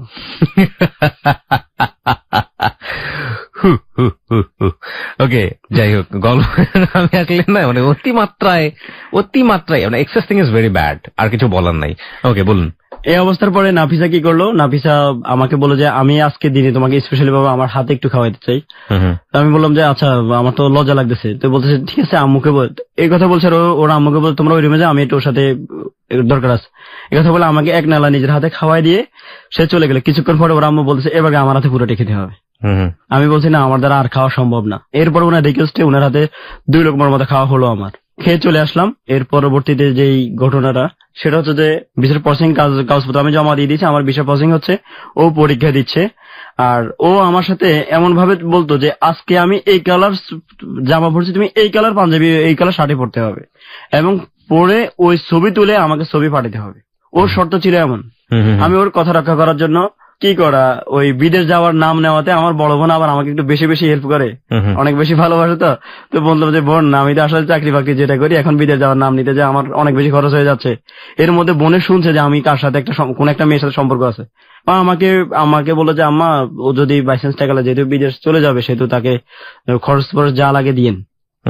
এবার আমার আম্মার কাছে গোপনে আপা যে টাকা টুকা দিত 5,000 10,000, ওইখান থেকে আমার আম্মার কাছে আমি কখনো 2,000 কখনো 5,000 নিয়ে আসি। ওই টাকাগুলো এবং আমার বেতনের টাকাগুলো দিয়ে কোন রকম সংসার, মানে ওর সাথে সম্পর্ক হওয়ার পরে আমার খরচটা এত বেশি বেড়ে গেছে যে আমার সংসারটা কিন্তু ভিতরে হিমশিম খাচ্ছি। আমি বুঝতে পারছি, আমরাও বুঝতে পারছি, আপনি নিজে থেকেও একটু হিমশিম খাচ্ছেন। হ্যাঁ, হিমশিম খাচ্ছি। এখন ও যে এই ধরনের চাহিদা আমার কাছে চাইতেছে, ওই চাহিদাগুলো পূরণ করতে আমার খুবই কষ্ট হচ্ছে। 1 নম্বর হচ্ছে ওর শার্ট এরকম আমি পড়তেই হবে। কি আর করা, একদম ও যেমনই চাইতো তেমনই শার্ট বানাতাম। তো আমাকে ফোন দিয়ে বলতে যে আমি আজকে কালো জামা পড়ছি, আজকে আমার মন খারাপ, শোকের দিনের জন্য তুমি কালো শার্ট পরে আজকে বের হবার রোডের মধ্যে, নয়তোবা তো তোমার সাথে কথা নেই। কাজ করতেন, সিট কাপড়ের দোকান দিয়ে দিতেন, যখন যেটা অর্ডার দেবে সেটা বানাই ফেলবেন। ওকে, হ্যাঁ বলেন তারপর। আর এর কয়দিন পরে আসছে তার জন্মদিন। এবার ঠেলা সামলা। জন্মদিন উপলক্ষে এখন তো ওর আম্মু আমাকে বললো যে আব্বু তোমার প্রিয় তোমার জন্মদিন, সেক্ষেত্রে তোমার তো স্পেশাল কিছু থাকবে। জি, এবার আমি তো কিডনিটা বিক্রি করে দাও বাবা, একটা কিডনি, আমার কোনো সমস্যা নাই, কিডনিটা বিক্রি করে। এই কথা বলছেন, আমার তো টেনশনে আমার মাথা ঠিক নেই যে আরে আল্লাহ একটা সামনে বিদেশে টাকা জমা দিচ্ছে, একদিকে ওকে চালানো, একদিকে আবার নিজের মাকে। আমার এর মাঝে আমার বিদেশ যাওয়ার জন্য আমার ঢাকা মেডিকেল। কিভাবে মেয়েটার সাথে অ্যাফিলিয়েটেড হয়ে গেছেন, এটা ওর ফ্যামিলি থেকে এভাবে সাপোর্ট করছে, এটা কি আপনার ফ্যামিলি থেকে? আমার মাকে আমি জানাতাম যে আম্মু এই অবস্থা, কিন্তু বলতাম না যে এত ব্যয়বহুল আমি খরচ করছি। ওকে, আমি বললাম যে আচ্ছা ঠিক আছে, আপনি যেহেতু বলছেন, আমি তো এখন ঢাকা যাচ্ছি, আমার বিদেশের মেডিকেল করতে হবে, আমি ঢাকা থেকে আসি, এরপরে ওর জন্য দেখি। জন্মদিন তো এখন 29শে মে ওর জন্মদিন, সেক্ষেত্রে 29শে মে, আজকে হচ্ছে মাত্র 22 তারিখ, 29শে মে আসুক। তো উনি আমাকে যখন ঢাকার অর্ধেক পথ যাওয়ার পর উনি আমাকে আবার ফোন করলো যে ভালো কথা, আমি তো ইতিমধ্যে ঢাকা যাওয়া হয় না, আসলে নাফিসা যে সাবানটা ইউজ করে মূলত এটা বাংলাদেশের মধ্যে আমার মেয়ে কখনো কম দামি জিনিস ইউজ করে নাই, এখন তুমি অবশ্যই ওর জন্য সাবানটা নিয়ে আসবা, উত্তরা নর্থ টাওয়ারে পাওয়া যায় এটা। মারছে রে। আর ও নিচে ওর ইদানিং তোমার সাথে কথা বলে ওর চোখে নিচে কালো দাগ পড়ে গেছে। ও, এই কালো দাগ মোছার জন্য দুটো ঝামা নিয়ে আসবা বাজার থেকে? না, ঝামা। তখন আমাকে বললো যে কালো দাগ দূর করার জন্য 675 টাকা দামের একটা ক্রিম পাওয়া যায়, তুমি এটা নিয়ে আসবা। এখন আমি কি করব, মানে বুঝতে পারতেছি না। বললাম না একটু আগে যে কিডনি বেঁচে দেন, সলিউশন। এই অবস্থায় আপনি হয়েছেন, বয়স কত ছিল তখন? ইন্টারে পড়েন, রাইট? হ্যাঁ, ইন্টার শেষ, একদম পারফেক্ট। ফোন করলাম যে আমার নিজের মাকে যে আম্মা, মেডিকেলের খরচ ছিল মূলত হচ্ছে 5200 টাকা, আমি আম্মার কাছ থেকে নিয়ে আসছি 10,000 টাকা। না, এটা জিনিস চিন্তা করলেন না যে ফ্যামিলি আপনার উপর ডিপেন্ডেন্ট, সেই ফ্যামিলিকে আপনি এভাবে বলছেন। যাই হোক, টাকাটা নিতে তখন আমার মার বলে মিথ্যে কথা বলে টাকাটা নিলাম। হাতের হলো মা, চোখের দাগ তোমার তুলতে হবে। হ্যাঁ, তো কি করা, ওর জন্য কসমেটিক গুলা নিলাম, নিয়ে এরপরে দেশে গেলাম। যাওয়ার পরে এখন ওর জন্মদিন উপলক্ষে কেকের অর্ডার দিতে হবে, কসমেটিক গুলো আগে পাঠা দিলাম। এরপরে কি করলো, ও জন্মদিন উপলক্ষে এখন ওর ছোট ভাই যেটা, ও আমাকে ফোন করে বলতেছে যে আপুর জন্য তুমি কি আনবা জানি না, তবে আমার জন্য বিশাল একটা পুতুল চাই, তবে লাল কালারের পুতুল। জি। তখন আমি নাফিসা আমাকে বলতেছে আমাকে কি আমাকে আমার জন্য কিছু করতে হবে না তোমার, তুমি ইয়ে করো, ওর জন্য একটা পুতুল নিয়ে আসিও, কারণ ও ছোট মানুষ, ওর মন রক্ষা করতে হবে আমার, তো আমার সাথে বকাবকি করবে। ওর কেকের জন্য আমি গেলাম ফেনীতে, ফাস্টফুডের দোকান আছে ভালো, 2 কেজি কেক, ওই ওজন বিল হচ্ছে 1800 টাকা। স্পেশালি ভাবে ওর নাম দিয়ে সাজানো হবে এবং কয়েক ধরনের মিষ্টির অর্ডারও দিলাম। দিয়ে ওর জন্য পুতুল খুঁজতে বের হলাম, পুতুল খুঁজতে খুঁজতে সে লাল পুতুল খুঁজে পাচ্ছি না। 1 নম্বর বিড়াল হতে হবে, 2 নম্বর বড় হতে হবে এবং লাল কালার হতে হবে। খুঁজতে খুঁজতে ফেনী চাইলাম, ফেনী মহিবাল চাইলাম, এরপরে সর্বশেষ কুমিল্লা যাই পাইছি, 1300 টাকা দামের একটা পুতুল তার জন্য নিলাম। এগুলা নিয়ে তার জন্মদিনে হাজির। প্রিয় শ্রোতা, গল্প শুরু মাত্র, যদিও আমাদের সময় অনেকখানি চলে গেছে, কিন্তু গল্পের আসল পার্টটা হচ্ছে ঠিক রাত 1টার টাইম চেক হবার সঙ্গে সঙ্গে। এতক্ষণ ধরেও আপনারা মোটামুটি একটা ডিলেমার থেকে বের হয়ে আসতে পেরেছেন যে মেয়ের বিয়ে দিতে চাচ্ছে বলেই এই ছেলেটাকে সে খুঁজে বের করেছে, এবং ছেলেটাকে যেভাবেই হোক না কেন তার পরিবারের সাথে অ্যাফিলিয়েটেড করতে চাচ্ছে বলেই এত জামাই আদর, আগে থেকেই জামাই না হয়ে। কিন্তু গল্প কিন্তু শেষ হয়নি, গল্পের আসল জায়গাটাই হচ্ছে ঠিক রাত 1টার টাইম চেক হবার সঙ্গে সঙ্গে। ব্যাপারটা যদি এরকমও হতো তাহলেও একটা কথা ছিল, কিন্তু ব্যাপারটা এরকম হয়নি। ব্যাপারটা আসলে কি হয়েছিল সেটা আপনারা জানবেন, আবারও বলছি, ঠিক রাত 1টার টাইম চেক হবার সঙ্গে সঙ্গে। ওকে দেখার জন্য কিংবা হ্যালো 8920 টিম মেম্বার হওয়ার জন্য আপনারা চলে আসতে পারেন আমাদের ফেসবুক পেজে। আমাদের ফেসবুকের ঠিকানা www.facebook.com/hello8920। ওখানে গিয়ে লাইক দেওয়ার সঙ্গে সঙ্গে আপনারা হ্যালো 8920 মেম্বার হয়ে যাবেন। ফিরে আসছি ঠিক রাত 1টার টাইম চেক হবার সঙ্গে সঙ্গে।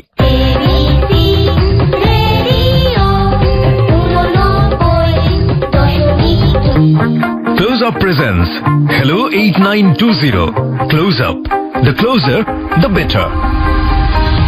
সময় রাত 1টা, আপনারা সবাই শুনছেন ক্লোজ আপ প্রেজেন্টস Hello 8920। রাজ রয়েছে আমার সাথে, রাজের কাছে আমরা আবারও ফিরে আসতে চাই।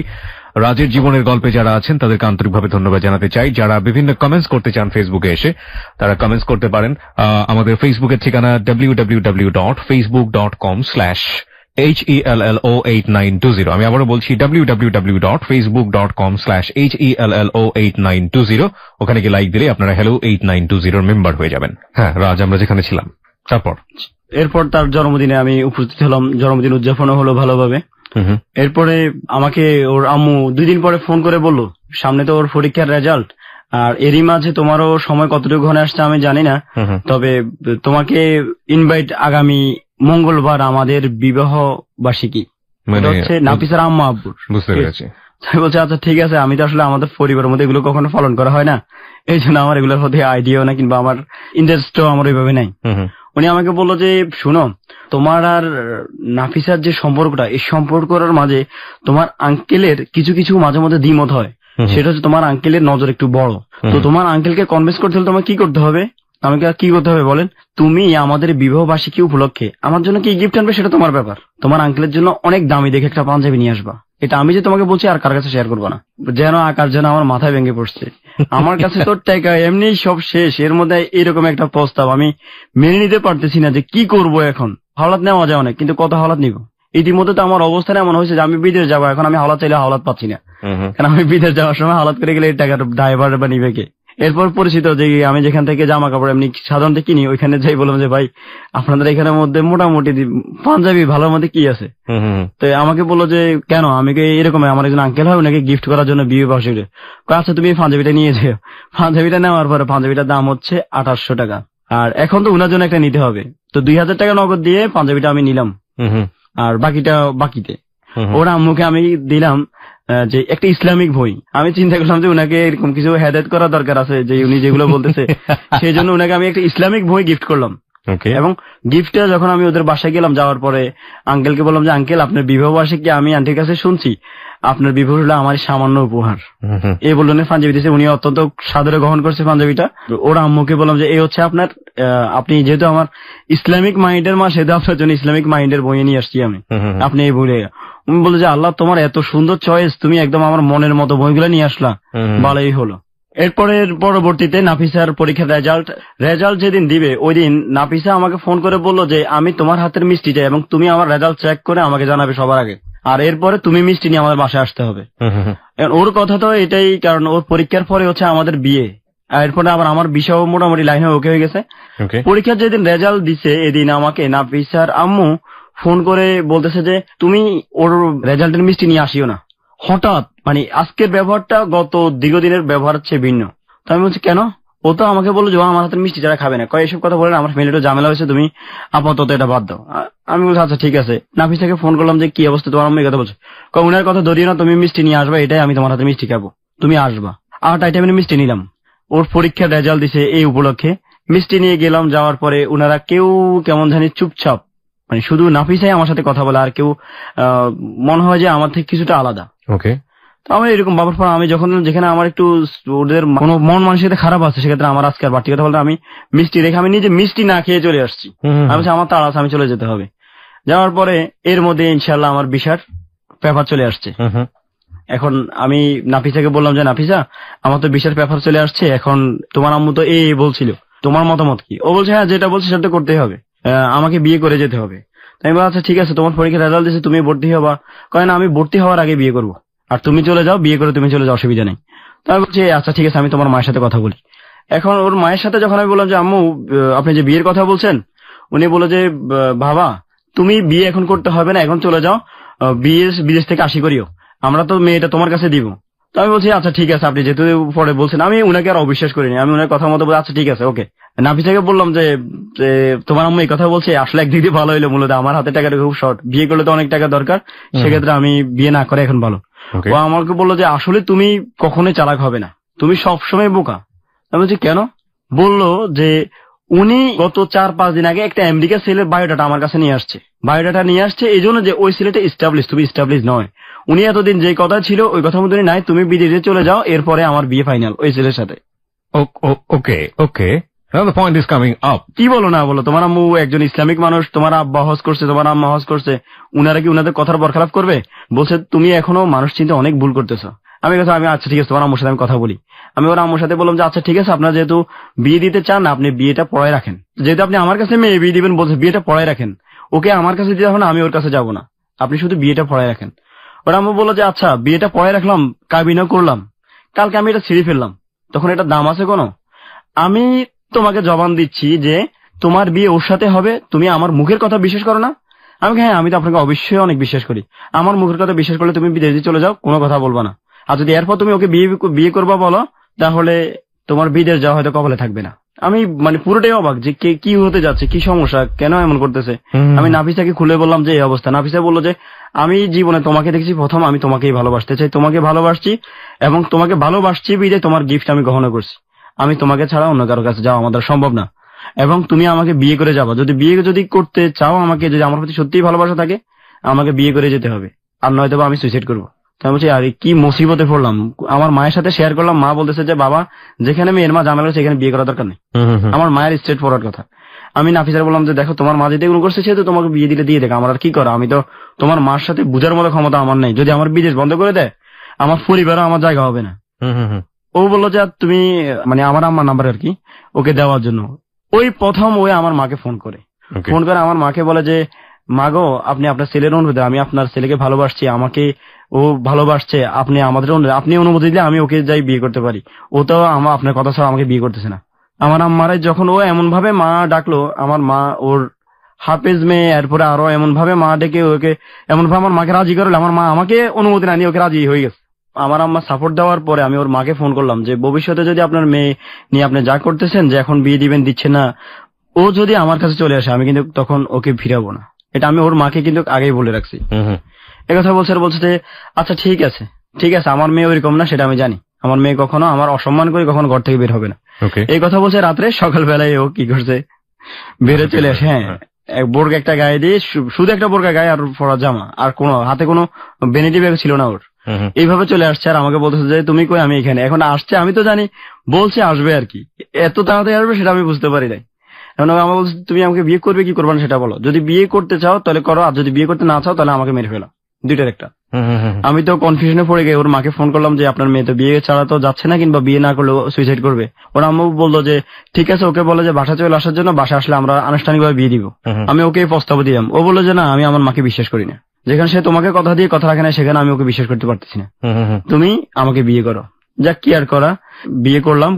বিয়েটা করলাম ফেনী কোর্টের মধ্যে, কোর্টের মাধ্যমে, কোর্ট ম্যারেজ। আচ্ছা, কোর্ট ম্যারেজ করার পরে এরপর আমরা গেলাম ফেনী আপনার ইমাম সমিতিতে যে আমি ওকে বললাম যে বিবাহটা হতে হবে তোমার ইসলাম সম্মতভাবে, যেন কোনো ফাঁক ফোকরে যেন না থাকে, আল্লাহর দিক থেকে যেন সম্পূর্ণ সলিড হয়। ফেনী জামে মসজিদের প্রধান ইমাম যিনি, উনার বাসায় গেলাম, উনি আমাদেরকে ইসলামিক শরিয়া মোতাবেক বিয়েটা পড়ালো। আপনার একটা হচ্ছে কোর্টে, একটা হচ্ছে এখানে, দুইটাই মিলে আমি একটা বিয়ে ধরে নিলাম।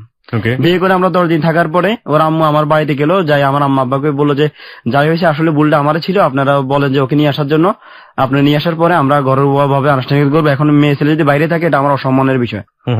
এখন আমার এই সুযোগে আমার বিদেশের ফ্লাইটে ডেট পড়ে গেছে, আমরা তখন কক্সবাজার হানিমুনে।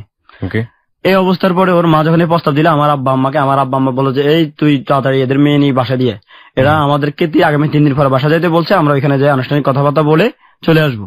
এই কথা বলছে। আমি আমার বাবা মার কথা মতো ওকে ওদের বাড়িতে দিয়ে আসলাম। ও যাইতে চায় না, এরপর ওকে দিয়ে আসছি। আর 2 দিন পরে ও আমাকে ফোন করে বলতেছে তুমি মানুষ না একটা জানোয়ার, আমাকে বলতেছে। তা বলছে হঠাৎ আমাকে তুমি মানুষ না জানোয়ার, তুমি জানোয়ার না হলে তুমি একটা জানোয়ারদের কাছে আমাকে কিভাবে দিয়ে গেছো? এরা আমাকে গত 2 দিন কেমন টর্চার করছে তুমি জানো? আমি তো শুনে অবাক। আমি তোমার গায়ে হাত তুলছে, কয় আমাকে হাত তুলে নাই, শুধু আমাকে যে বিশ্রী ভাষায় গালা গিলে করছে যা তোমাকে ভাষায় প্রকাশ করার মতো নাই। ওকে। এই অবস্থার পরে আমি বলছি ঠিক আছে তুমি চিন্তা করো না, কালকে তো আব্বা আম্মা আসতেছে তোমাদের বাড়িতে, তুমি ওই দিক থেকে আশা করি ভালো একটা রেজাল্ট আসবে। আমার আব্বা আম্মা পরের দিন ওদের বাড়িতে গেল, বাড়িতে গেছে আর আমার আম্মা আব্বাকে ওরা বলতেছে যে যা হয়েছে আমার মেয়ে চলে গেছে, আপনার ছেলে বিয়ে করছে, এটা বর্তমান যুগে এভেলেবেল হয়ে থাকে, এটা আপনি একটা এনজয় হিসেবে ধরে নেন, এটা স্বাভাবিক। এই কথা আমার আম্মা বলছে আপনি কি বলেন না, আমার নিজের মেয়ের ইজ্জত সম্বন্ধে আপনি এই ধরনের মন্তব্য কিভাবে করলেন? ওরা বলছে যে যদি বেজ্জতি হতে না চান তাহলে এখান থেকে বেড়ে যান। আমার আব্বা আম্মাকে বলতেছে, ওর আব্বা আম্মা। This is call U turn, যেটাকে আমরা বলি। হ্যাঁ, মানে এরকমই হয় যে আসলে কোনটা আসল কোনটা নকল বোঝা বড় দায় এই দুনিয়াতে। যাই হোক, হ্যাঁ তারপর এই অবস্থার পরে আমার আব্বা আম্মা আমাকে ফোন করে, ওইদের ঘর থেকে ফোন করে বলতেছে কি তোকে জুতা দিয়ে ফিটবো আমি, তুই কোন ফ্যামিলিতে বিয়ে করছিস? একটা রিক্সাওয়ালার মেয়ে বিয়ে করতি, তবু আজকে তোর বাপ মা এতটুকু অসম্মান হতো না। বললাম কি হয়েছে? বলছে তুই কখন আর আমাদেরকে মা বাবা বলিয়ে রাখবি না। আমি তো আব্বা আম্মার এই কথা শুনে আমি নিজে হতবাক হয়ে নাফিসাকে ফোন দিয়ে বললাম তোমার আব্বা আম্মা এটা কি করছে? ও আমাকে বললো যে এটাই হওয়া ছিল তোমার, এই তুমি ওদেরকে বিশ্বাস করছো না, এবার ধরা খাওয়া ভালোভাবে। আমি আচ্ছা ঠিক আছে, যেহেতু আমার বাবা মাকে অপমান করছে আমি আসতেছি তোমাদের বাসায়, যদি ওরা মারতে মন চায় আমাকে মারুক, আমার বাবা মাকে কেন? বাসার গেটে গেছি, আরে আমার সাথে ওদের পার্শ্ববর্তী একজন ইমাম সাহেবের সাথে দেখা। তো দেখা বলতেছে যে কয় আপনার নাম কি রাজ? আমি কই হ্যাঁ আমার নামই রাজ। বলতেছে যে আপনার বাবা মাকে আজকে এই বাসা আসছিল। আমি হ্যাঁ। আপনার বাবা মার সাথে আমার সাথে কথা হয়েছে। আপনার বাবা মার সাথে কথা হওয়ার পর আমরা নাফিসার বাবা মাকে জিজ্ঞাসা করছি যে উনারা কে। নাফিসার বাবা আমাকে বলতেছে কি ভিক্ষা চাইতে আসছে ফকির, আমরা ভিক্ষা দিই নাই, তাই চলে গেছে। ওহো ওহো, সো স্যাড। এই কথা শোনার পরে আমি তো মানে নিজেকে উনাদের ছেলে হিসেবে পরিচয় দিতে নিজেকে লজ্জাবোধ করছি। এরপর আমি ওদের বাসায় গেলাম, যাই বললাম যে আপনারা আমার বাবা মাকে কি বলছেন। বললো যে তোমার বাবা মা আসছে বিয়ের প্রস্তাব। কিসের বিয়ে টিয়ে এগুলা হয়ে যায়, এটা তুমি ভুলে যাও, ভালো হবে না। আর তুমি যদি এখন যদি কোনো চিন ক্রিয়েট করতে চাও যে বউ নিয়ে যাবে, তাহলে তোমার কিন্তু এখান থেকে তোমার লাশ যাবে। এটা হচ্ছে নাফিসার আম্মুর কথা। এমনকি তুমি যদি বাড়াবাড়ি করো তো তোমাকে জেলের ভাতও খাওয়াবো, জোর করে আমার মেয়েকে আটকে রাখার দায়। এখন আমি নাফিসাকে বললাম, নাফিসা তুমি কি বলো, আমি তোমার জোর করে আটকে রাখছি?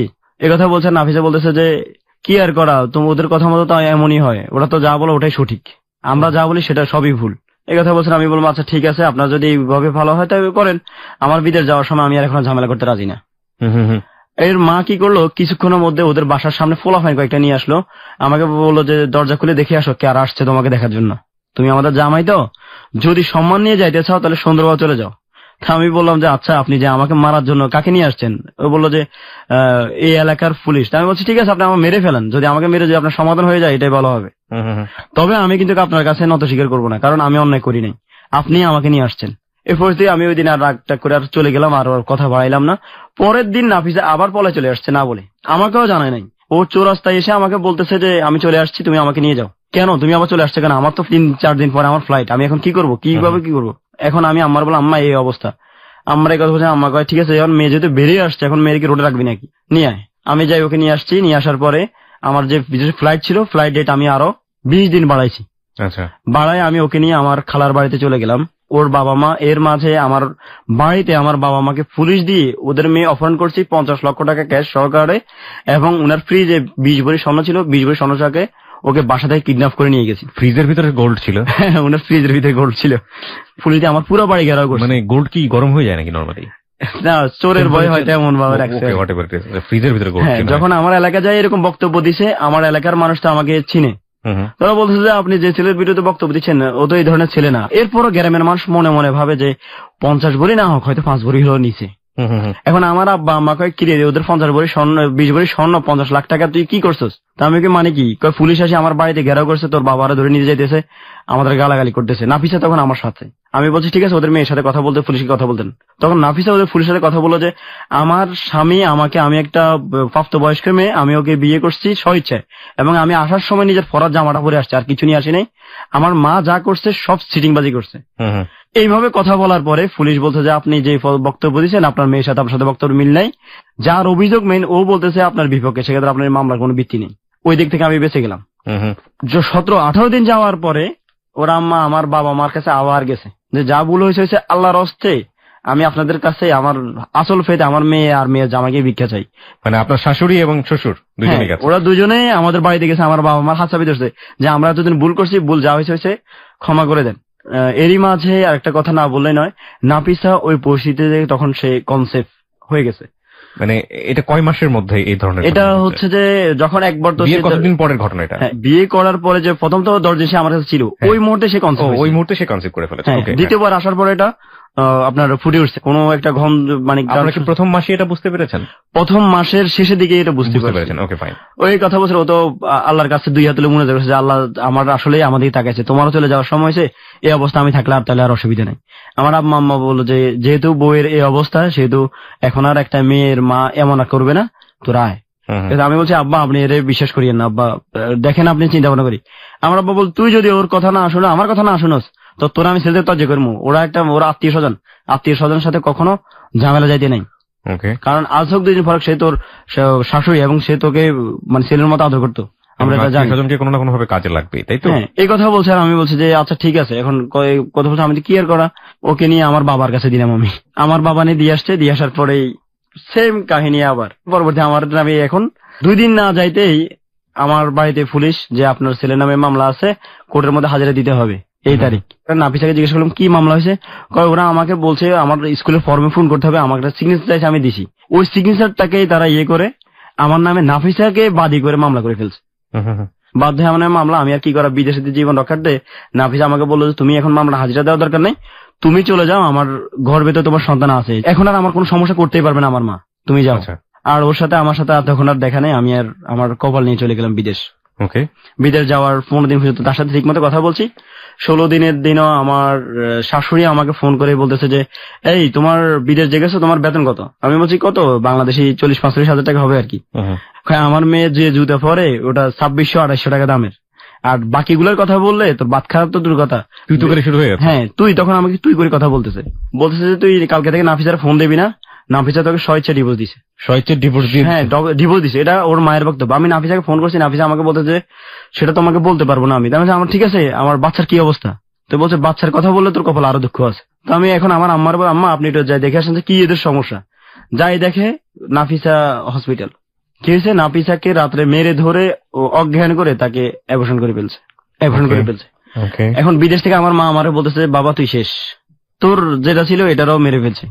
এটা নিয়ে আমি অনেক দৌড়াদৌড়ি করতে ওদের এলাকার মানুষকে জানাইলাম যে আমার বিবাহিত স্ত্রীকে এইভাবে করতেছে, আপনার একটু ব্যাপারটা দেখেন। আমার ইচ্ছা ছিল মুরব্বী হয়তো বললে হয়তো ওরা ভালো হয়ে যাবে। মুরব্বীরা গেছে, ওরা বলতেছে এই ছেলেটা আমার মেয়ে বিয়ে করেনি, আমার মেয়ে তো কখনো বিয়ে হয়নি। অস্বীকার। বিয়ের কাবিননামা দেখাইলাম, তাও অস্বীকার। বলতেছে যে এই ছেলেটা কম্পিউটার ইঞ্জিনিয়ার, এই আপনার বিভিন্ন ভাবে কম্পিউটার মাধ্যমে আমার মেয়ের ছবি লাগাইছে। ও আমার মেয়েকে বিয়ে করতে চাইছে, মূলত ওকে আমরা বিয়ে দিই নাই, কারণ ও একটা বখাটে মদখোর, গাঁজাখোর, নেশাখোর। ওদের কাছে কি বাইরে থেকে এসে এটা করলেন? না না না, আমি বিদেশ থেকে শুনতেছি এরকম বক্তব্য। আমি ওদের এলাকার মেম্বার চেয়ারম্যানের নাম্বার জোগাড় করছি আমার বাবা মার মাধ্যমে। সর্বশেষ আমি আমার আম্মাকে বললাম আপনি বৌদ্ধের একটা সার্চ ওয়ারেন্ট মামলা করেন, SDW আর কি যেটা মামলা বলা হয়। আমার মা মামলা করলো, নাফিসাকে আদালতে ডাকলো, নাফিসা আদালতের মধ্যে যাই আমার বিপক্ষে কথা বললো। বিয়ের কতদিন পরে এই ঘটনা? 1.5 মাসের মাথায়। বিয়ে করে বিদেশ গেলেন কতদিন পরে?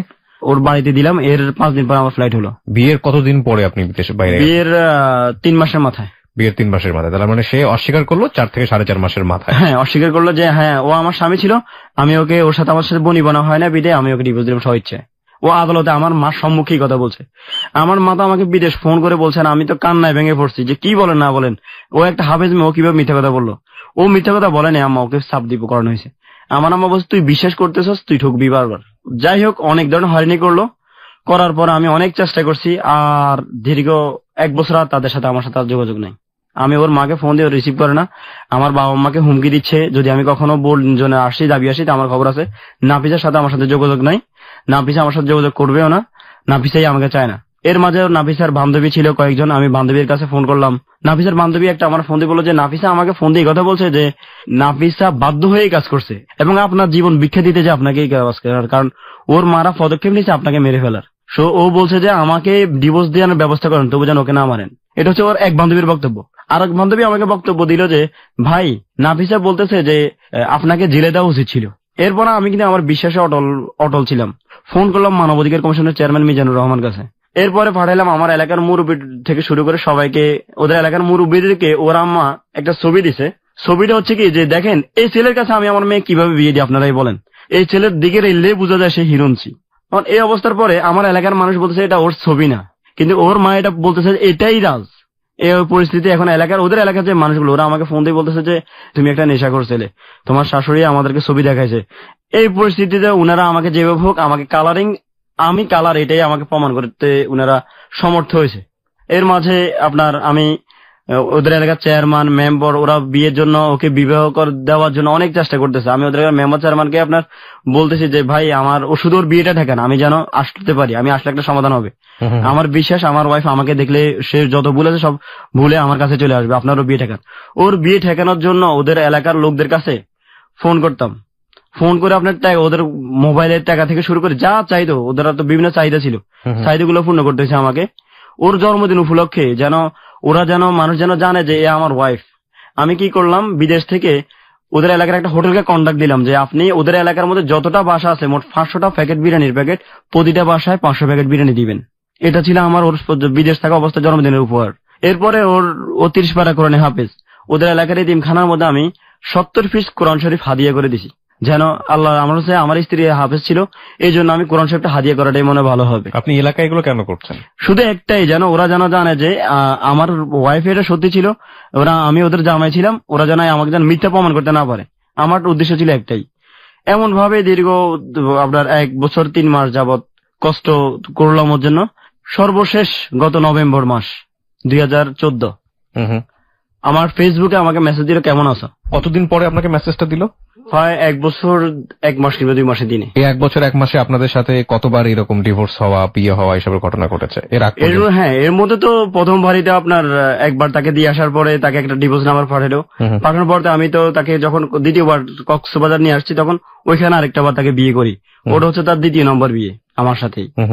আর এরপরে যখন আপনার কক্সবাজার থেকে আবার যখন তাকে বাড়িতে আমার বাবার মাধ্যমে যখন ওদের বাড়িতে পাঠানোর সময় আমার আব্বা বলছে যে তোদের যে বিয়ে হয়েছে আমি এটাকে কোর্টের মধ্যে আরো ভালোভাবে ইয়ে করতে চাই, তোরা কোর্টের মধ্যে আমাদের এলাকার উকিলের কাজের মাধ্যমে আরেকটা বিয়ে কর।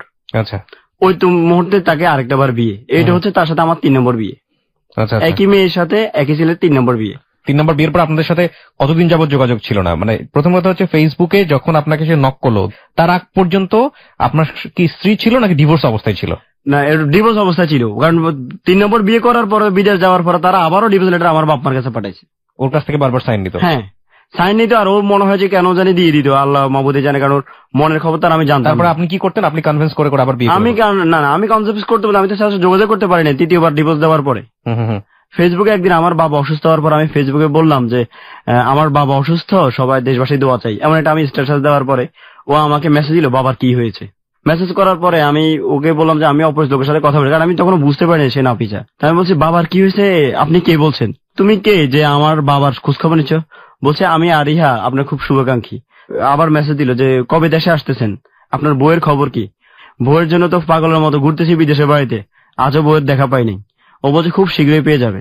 এর 2 দিন পরে সে বলল যে আমি নাফিসা, আমি তোমাকে ছাড়া বাঁচবো না, আমি তোমার জন্য অপেক্ষা আছি, যত কিছু করছে আমি পরিস্থিতি শিখে, তুমি আমাকে ভুল বুঝিও না। আমি সাথে সাথে তো মানে আকাশ কুসুমের মতো যে এত খুশি যে ও আবার ফিরে আসছে। বারবার ডিভোর্স হচ্ছে, বারবার এটা হচ্ছে ওটা হচ্ছে, তারপর আপনি খুশি? আমি এতটাই বিশ্বাস করতাম যে আমি বুঝতাম যে ওর মা এগুলো করাচ্ছে ওকে বাধ্য করে। এই কথা বলার পরে যখন আমি বললাম যে এই অবস্থা এখন কি করে, ও বললো যে আমি ঢাকায় মানিকনগর ইউনিভার্সিটি ভর্তি হয়েছি, আমার আব্বা আম্মা আমার নাম চেঞ্জ করে দিছে, কারণ তুমি নাফিসা শুনলে যদি তুমি যদি খোঁজ খবর করে আমাকে বের করো। আমি আমার আম্মাকে ফোন করলাম, আম্মা নাফিসা তো ফিরে আসছে, আপনারা বলছেন সে আসবে না, ওই তো নাফিসা ফিরে আসছে, আমার সাথে যোগাযোগ করছে। এইভাবে 15 দিন কথা বলার পরও আমাকে বললো যে আমার ভালো মোবাইল নেই যেন আমি কথা বলতে পারি না। তাই আমি বলছি তোমার মোবাইল নেই এটা কোনো কথা হলো? তোমার মোবাইল আজকে কিনবা তুমি? আমি বান্ধবীর মোবাইল দিয়ে ফেসবুক চালাই। আমি সাথে সাথে তার জন্য 10,000 টাকা পাঠাইছি। সে একটা মোবাইল কিনছে, মোবাইল কিনে তো এখন সে অল টাইমে ফেসবুকে থাকে। পরবর্তী আমি ওকে বললাম যে দেখো আমার হাতে একটা দামি সেট আছে, যদি তুমি চাও আমি এটা পাঠিয়ে দিতে পারি। ও আমাকে বললো যে না, আমার দামি সেট দরকার নাই, তুমি দেশে কবে আসবে, আমি শুধু তোমার অপেক্ষায় আছি, তুমি দেশে চলে আসো। এই বলছে। আর আমি ওকে বললাম যে আচ্ছা তোমাকে তো আমি বিদেশ থেকে আসার সময় তোমাকে ভালো দামি সেট করে দিতে পারি নাই, এটা আমার অনেক কষ্ট, তবে আজকে আমার দামি সেট আছে কিন্তু তুমি নেই, সেক্ষেত্রে আমার হাতে সেটটা আমি তোমাকে দিতে চাই। এই কথা বলছে। আচ্ছা ঠিক আছে, তোমার যদি ইচ্ছা হয়েছে তুমি দিয়ে দাও। যখন ও আমাকে বললো যে তুমি দেশে 2 মাসের মধ্যে চলে আসো, এটা বলছে শনিবার দিনে যাই, শুক্রবার দিনে সে আমাকে বলতেছে কি আমি যে তোমার সাথে কথা বলি এটা আমার বাবা মা খবর পেয়ে গেছে, আগামী সোমবার ওরা আমাকে নিয়ে যাবে, এখন আমার মনে হয় তোমার সাথে আমার সাথে আর রিলেশন আর থাকতেছে না। তো আমি কি এটা কোনো কথা হইলো? কয় আচ্ছা ঠিক আছে, দেখি আমি কিভাবে এটা ম্যানেজ করা যায়। রবিবার সকালেও আমাকে বলতেছে তুমি যদি আমাকে সত্যিকার ভালোবাসো, আমাকে পেতেই চাও, তো তুমি আজকের দিনের মধ্যে বাংলাদেশে আসো, আর আজকের পরবর্তী তুমি যদি আমাকে যদি না পাও সেটার জন্য আমি দায়ী না। এখন এই কথা বলে আমি দিনে দিনে কি মানুষ বিদেশ থেকে আসতে পারে? রবিবার সকাল 9টা বাংলাদেশ টাইম। আমি কি করলাম, বললাম যে আমার তো এগুলো গোছাইতে হবে। ও বলছে কিচ্ছু গোছাইতে হবে না, তুমি যদি আমাকে চাও চলে আসো, তাহলে আমি তুমি যদি বলো আমি আমার বান্ধবীর বাসায় গিয়ে ওয়েট করবো। আমি দেখো আমাকে আবার নিয়ে ধোকা দিও না কিন্তু। ও বলতেছে তুমি আমাকে অবিশ্বাস করো, আমি তো চাইলে আমার বাবা মার কথা ধরে বিয়ে বসে যাইতে পারতাম, আমি তো বিয়ে বসিনি, তোমার জন্য অপেক্ষা করছি, এবং আজকের মধ্যেই আমি আমার বান্ধবীর বাসায় যাবো। তাহলে আমি বলছি আচ্ছা ঠিক আছে, আমি তোমার আধা ঘন্টা পরে জানাচ্ছি। আধা ঘন্টা পরে আমি সিদ্ধান্ত নিলাম জীবনে যা আছে ওর জন্য তো এত কিছু করলাম, ওকে পাওয়ার জন্য না হয় একটা রিস্ক নিই, মন যা বলে সেটাই শুনবো। হ্যাঁ, ও বান্ধবীর বাসায় চলে গেল, বান্ধবীর নাম্বার আমাকে দিল যে তুমি এয়ারপোর্ট নেমে আমাকে ফোন দিবা।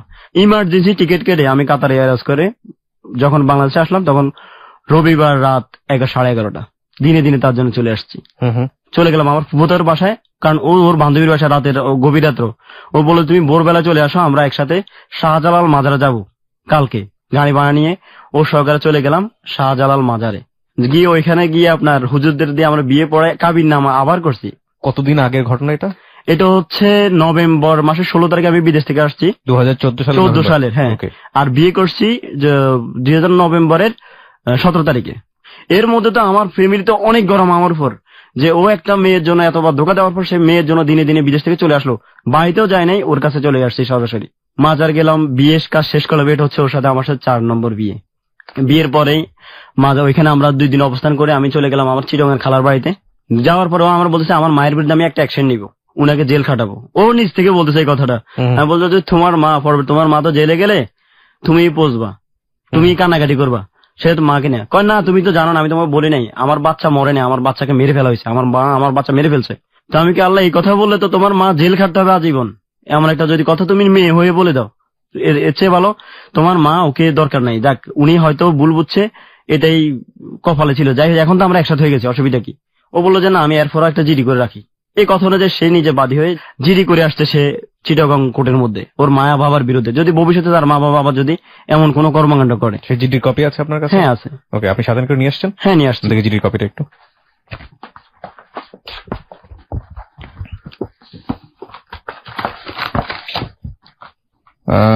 ওকে, বর্তমানে ইউনিভার্সিটি এলাকা বনাম এত এত এত প্রুক্ত প্রার্থীর মত নিবেদনে প্রার্থীকে একজন সহজ সরল আইনের প্রতি শ্রদ্ধাশীল ব্যক্তি হন বটে, অপরপক্ষে প্রতিপক্ষ জুলুমবাজ, পরধনলোভী, দাঙ্গাবাজ, সর্বোপরি সন্ত্রাসী প্রকৃতির লোক। প্রতিপক্ষ সবসময় ধরাকে সরাজ্ঞান করে থাকে। প্রার্থীর শহীদ মিরাজ হোসেন রাজ এর বিগত এত এত তারিখে 6 লক্ষ টাকা রেজিস্ট্রিকৃত কাবিননামা মূলে সামাজিক অনুষ্ঠানের মাধ্যমে বিবাহ সম্পন্ন হয়। বিবাহের পর প্রার্থীর স্বামী প্রার্থিনীকে তার জওজিয়তে নিয়ে যায়। প্রার্থীর স্বামীর সহিত বাদিনীর কোন রকম ভুল বোঝাবুঝি বা ঝগড়াঝাটি নেই। তারপরও প্রার্থীর বাবা এবং মা 1 ও 2 নম্বর প্রতিপক্ষ, 3 ও 5 নম্বর প্রতিপক্ষগণের সহায়তায় ও প্ররোচনায় বাদিনীকে বাদিনীর স্বামীর সহিত সংসার যাপন করিতে বাধা প্রদান করে। প্রতিপক্ষগণ জোরপূর্বক একটি ডিভোর্সনামা প্রার্থীর স্বামীর বিরুদ্ধে তৈরি করে জোর করে তাতে প্রার্থীর স্বাক্ষর আদায় করে এবং প্রার্থীর স্বামী ও প্রার্থীর শ্বশুর শাশুড়ির মাধ্যমে বিভিন্ন মিথ্যা মামলা দিয়ে প্রার্থীর স্বামীর বাড়ি ঘরে সন্ত্রাসী হামলা চালিয়ে প্রার্থীর স্বামীর ও শ্বশুর পরিবারের সামাজিক মর্যাদা ও অর্থনৈতিক ক্ষতি করার চেষ্টা করে। প্রার্থীর স্বামী মিরাজ হোসেন রাজ প্রবাসে থাকা স্ত্রীকে পিত্রালয়ে রেখে যায়। গত 1 বছর পূর্বে প্রার্থীর স্বামী দেশে আসিলে প্রতিপক্ষগণ প্রার্থীর স্বামীকে অপহরণ করিয়া গুম করার চেষ্টা করে এবং প্রার্থীর স্বামীর ঔরস্যে ও প্রার্থীর গর্ভে সন্তান জন্ম নিলে প্রতিপক্ষগণ জোরপূর্বক প্রার্থীকে নষ্ট করিতে বাধ্য করিলে প্রার্থী প্রতিবাদ জানাইলে প্রতিপক্ষগণ প্রার্থীকে দীর্ঘ 9 মাস গৃহবন্দী করে রাখিয়া নির্মমভাবে শারীরিক এবং মানসিক নির্যাতন করে উক্ত সন্তান নষ্ট করতে বাধ্য করে এবং প্রার্থীকে অবিবাহিত বলিয়া অন্যত্র বিয়ে দেওয়ার চেষ্টা বা প্রচেষ্টা চালায়। প্রার্থী সব অত্যাচার নির্যাতন নীরবে সহ্য করার পরও প্রতিপক্ষগণের সাথে থাকিয়া মানবেতর জীবনযাপন করিতে থাকে। গত 1 মাস আগে প্রার্থীর স্বামী পুনরায় বিদেশ থেকে আসিলে প্রার্থী প্রতিপক্ষগণের অগোচরে প্রার্থীর স্বামীকে সমস্ত ঘটনা খুলে বলিলে প্রার্থীর স্বামী প্রার্থীকে নিয়ে আলাদা বাসায় চট্টগ্রামে থাকার ব্যবস্থা করে। সেখানেও প্রতিপক্ষগণ আসিয়া প্রার্থী এবং তার স্বামীকে জানে মেরে লাশ গুম করে ফেলার, প্রার্থী ও তার স্বামীকে অপহরণ করে গুম করে ফেলার, প্রার্থী ও তার স্বামীকে অ্যাসিড মেরে ঝলসিয়ে দেওয়ার এবং নারী নির্যাতনের বিভিন্ন মামলা মোকদ্দমা দিয়ে প্রার্থীর স্বামীর ও প্রার্থীর শ্বশুরালয়ের ক্ষতি করার হীন চেষ্টায় লিপ্ত রহিয়াছে। বর্তমানে প্রার্থী তার স্বামী ও শ্বশুর বাড়ির লোকজনের সাথে চট্টগ্রামে সুখে সংসার যাপন করিতেছে। এহেন পরিস্থিতিতে প্রতিপক্ষগণ যে কোনো মুহূর্তে প্রার্থীর ও প্রার্থীর স্বামীর সুখের সংসারে আগুন ধরাতে পারে, চির ধরাতে পারে। অ্যাসিড মেরে প্রার্থী ও প্রার্থীর স্বামীকে ফাঁসিয়ে মিথ্যা মামলা মোকদ্দমা দিয়ে হয়রানি করিতে পারে।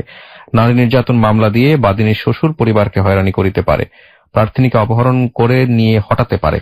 প্রার্থীর সংসারে ভাঙন ধরানোর চেষ্টা করিতে পারে। প্রার্থীর স্বামীকে জানে মেরে লাশ গুম করে ফেলতে পারে মর্মে প্রার্থী আশঙ্কা করিতেছে বিধায় প্রার্থী ভবিষ্যৎ সূত্রের জন্য অত্র ডায়েরিখানা পেশ করিতেছে। অতএব বিনীত প্রার্থনা মাননীয় আদালত ন্যায় বিচারের স্বার্থে ফৌজদারি কার্যবিধির 44 ধারা মোতাবেক প্রার্থীর আনিত অভিযোগ ভবিষ্যতের সূত্র হিসেবে সংরক্ষণের জন্য সাধারণ ডায়েরিভুক্ত করার আদেশ দানে বিজ্ঞ আদালতের সদয় মর্জি হয়। এটা করেছেন আপনারা 18/12/2014 তারিখে এবং আপনার ওয়াইফ নিজে এই জিডিটা করেছে, তাই তো? এবং নিকানামা এখানে আছে। ফাইন, তারপরে বলেন। তারপরে জিডি করার পরে ও আমাকে বললো যে ওদের বিরুদ্ধে অ্যাকশনে যাও, তুমি আমার বাবা মাকে গ্রেপ্তারের ব্যবস্থা করো। তখন আমি বলছি দেখো উনারা আমাকে এত কিছু করছে, আমি এটাকে মনে করি উনারা আমার সাথে যে আচরণটা করছে ওটা আমি এক ধরনের দোয়া মনে করি। তখন ও বললো যে আমি আমার মা বাবার সাথে যোগাযোগ করার ইচ্ছা আমার কোনোদিনও নাই, এই কথা বলছে। আমি বলছি আচ্ছা ঠিক আছে। এই জিডিটা করার পরে 3 দিনের দিনে ওরা আমার বাড়িতে গেছে। বাড়িতে যাওয়ার পরে আমার বাবা মাকে বললো যে যাই হয়েছে ওর আসলেই ও অনেক ভালো ছেলে, ওর সার্থক যে এই জন্য যে এত কষ্টে ভালোবাসা সে ফেরত পাইছে এত কিছুর পরও। আমি তার জন্য দোয়া ছাড়া আমার আর কিছু বলার নেই। তবে ওকে বলবেন যেন আমার মেয়ের সাথে আমার সাথে একটু কথা বলার সুযোগ দেয়। আমার মা হিসাবে এইটুকু আর্জি, আমি আর কখনো আপনাদেরকে ওদের সুখের সংসারে আর কখনো ঝামেলা করতে আসবো না। একথা বলার পর আমার আব্বা বললো যে বাবা থাক, মেয়ে মানুষের মা তো, মার মেয়ের একটু কথা বলতে দিস। তাই আমি বলছি আচ্ছা ঠিক আছে আপনি যেহেতু বলছেন। তখন আমার বাবা আমার নাম্বার আমার শাশুড়িকে দিয়ে দিছে। শাশুড়ি আমাকে ফোন করে কান্নাকাটি করলো যে ভাবারে যা হয়েছে যেগুলো কখনো মনে আনিও না, যা হয়েছে মূলত হচ্ছে যে আমি তোমাকে দোয়া করার কারণে আল্লাহ আজকে তোমাকে এই অবস্থানে নিয়ে আসছে, তুমি একটা ভালো অবস্থানে আছো, আমি খুব খুশি। তো আমি বললাম যে আম্মু যা হয়েছে হয়েছে, আপনারা আমার সাথে যা করছেন আসলে আমি এগুলো দোয়া মনে করে নিচ্ছি, কারণ আপনারা দোয়া না করলে তো আমার আজকে ইনশাল্লাহ ওর জন্য দিনে দিনে বিদেশ থেকে আসার মতো অন্তত ক্ষমতা হতো না। এটার জন্য আপনার কাছে আমি কৃতজ্ঞ। এই বলে উনি আমাকে বলতেছে ঠিক আছে মাঝে মধ্যে অন্তত আমার মেয়েটার আমার সাথে কথা বলতে দিও। আমি বলছি আচ্ছা ঠিক আছে, কারণ একটা লোকের গণতান্ত্রিক অধিকার হরণ করার মতো ক্ষমতা আমার নাই। যদিও ওরা আমার লিগেল স্ত্রীকে আমার সাথে কথা বলতে দেয় নাই, ও কথা বলতে চাইতো না। ওর মা ফোন দিলে আমি বলতাম যে হ্যাঁ আমার সাথে কথা বলার পরে আমি বলতাম ধরো নাফিসা কথা বলো, তোমার আম্মা ফোন করছে। এইভাবে কথাবার্তা চলছিল। এরপর আমি চিটাগাং থেকে চলে আসলাম উত্তর আব্দুল্লাহপুরে। এখানে আসি আমরা বাসা ভাড়া নিলাম। বাসা ভাড়া নেওয়ার পরে ও আমাকে বললো যে আব্দুল্লাহপুর বাসা নেওয়ার পরের ঘটনা, 1 সপ্তাহ পরে আমি ডাক্তারের কাছে না, ওর বলতেছে যে আমার কাছে মনে হচ্ছে আমি কনসেপ্ট হয়েছি, কারণ আমার কাছে এসে আমার শারীরিকভাবে ওইরকমই লাগতেছে, তুমি আমাকে ডাক্তার কাছে আবার না। আমি ডাক্তার কাছে নেওয়ার পরে ডাক্তার দেখছে হ্যাঁ আপনার স্ত্রী আবার কনসেপ্ট। এটা হচ্ছে সে দ্বিতীয়বার কনসেপ্ট করে। এরপরে ওর মাকেও আমি বলছি যে আপনার মেয়ে আবার এই অবস্থানে আছে, দোয়া করবেন। আর আপনার যদি ও আপনাদের বাড়িতে যাবে না, ও আপনার বাড়িতে যাওয়ার ইচ্ছা নেই, যদি আপনার ইচ্ছা থাকে আপনারা আসি ওকে দেখে যাবেন। উনি বললো যে আচ্ছা ঠিক আছে আমি সুযোগ করে আসবো। এইভাবে আমাদের সুখের সংসার চলতেছিল। আমরা যে একসাথে বসবাস করতেছি, ও কিন্তু রান্না জানতো না, যে কথা বললেই না, ও কোনো রান্না জানতো না। তো আমি বিদেশ থাকার কারণে আমাদের তো রান্না করে খেতে হয় এখানে। আমি এই দীর্ঘ 2 মাস যাবত ওকে নিজেই রান্না করে খাওয়াইতে হয়েছে আমাকে। ও কখনো রান্না করতে পারতো না। এবং তার সব ধরনের সেবা যতটুকু আছে, আমি একজন স্বামী হয়ে তাকে যতটুকু সেবা করার ততটুকু সেবা করেছি যাতে সে ভালো থাকে। সর্বশেষ গত জানুয়ারি 31 তারিখ আমি ওকে বাসায় রেখে চলে আসছি আপনার আব্দুল্লাহপুরে আসছি। আর ও আমাকে ফোন করছে তুমি কোথায়। আমি বললাম যে আমি তো এখানে অবস্থান করতেছি, তো তুমি বাসায় আসতে কতক্ষণ লাগবে। আমি বললাম 1 ঘন্টা সময় লাগবে। তো বলো যে না একটু সমস্যা হয়ে গেছে আমার বাবার। তো আমি কি হয়েছে আমাকে বলো। আমার বাবার একটু সমস্যা, যে তুমি বাসায় আসো। আমি আচ্ছা ঠিক আছে। বাসায় মানে কি, মানে ওদের বাসায়? আমার বাসায়, আমি যে বাসায় থাকি আর কি, ওকে নিয়ে। আধা ঘন্টা পরে আমার যাইতে যেতে আধা ঘন্টার মতো সময় লাগছে। বাসায় যাই দেখি ওই বাসায় নাই। বাসায় নাই না শুধু মানে বাসার মধ্যে শুধু আমার জামা কাপড় গুলো ছাড়া কিছুই নাই। আর এখন আমি বললাম ওর মোবাইল ফোন দিচ্ছি, ওর মোবাইলে বন্ধ। এখন হঠাৎ করে আমাকে না বলে কোথায় গেল কি করলো আমি বুঝতে পারতেছিলাম। আমি তাকে মোবাইলে ফোন দিচ্ছি, তার মাকে ফোন দিচ্ছি, তার মা ফোন রিসিভ করে না, ওর মোবাইল হচ্ছে বন্ধ। আমি চিন্তায় পড়ে গেলাম, দৌড়ে গেলাম। আমি আপনার আমাদের স্থানীয় থানা তুরাগ থানা আর কি, ওইখানে যাই, তার একটা নিখোঁজের জিডি করি। ওর বাসায় ফোন ধরতেছে না? ওর বাসায় ফোন ধরতেছে না। জিডি লাগবে না আমার, আপনি বলেন। হ্যাঁ তারপর? হ্যাঁ জিডি করার পরে পুলিশে বললো যে ঠিক আছে আমি তদন্তে যাচ্ছি। এরপর আমি গেলাম RAB 1 এর কাছে।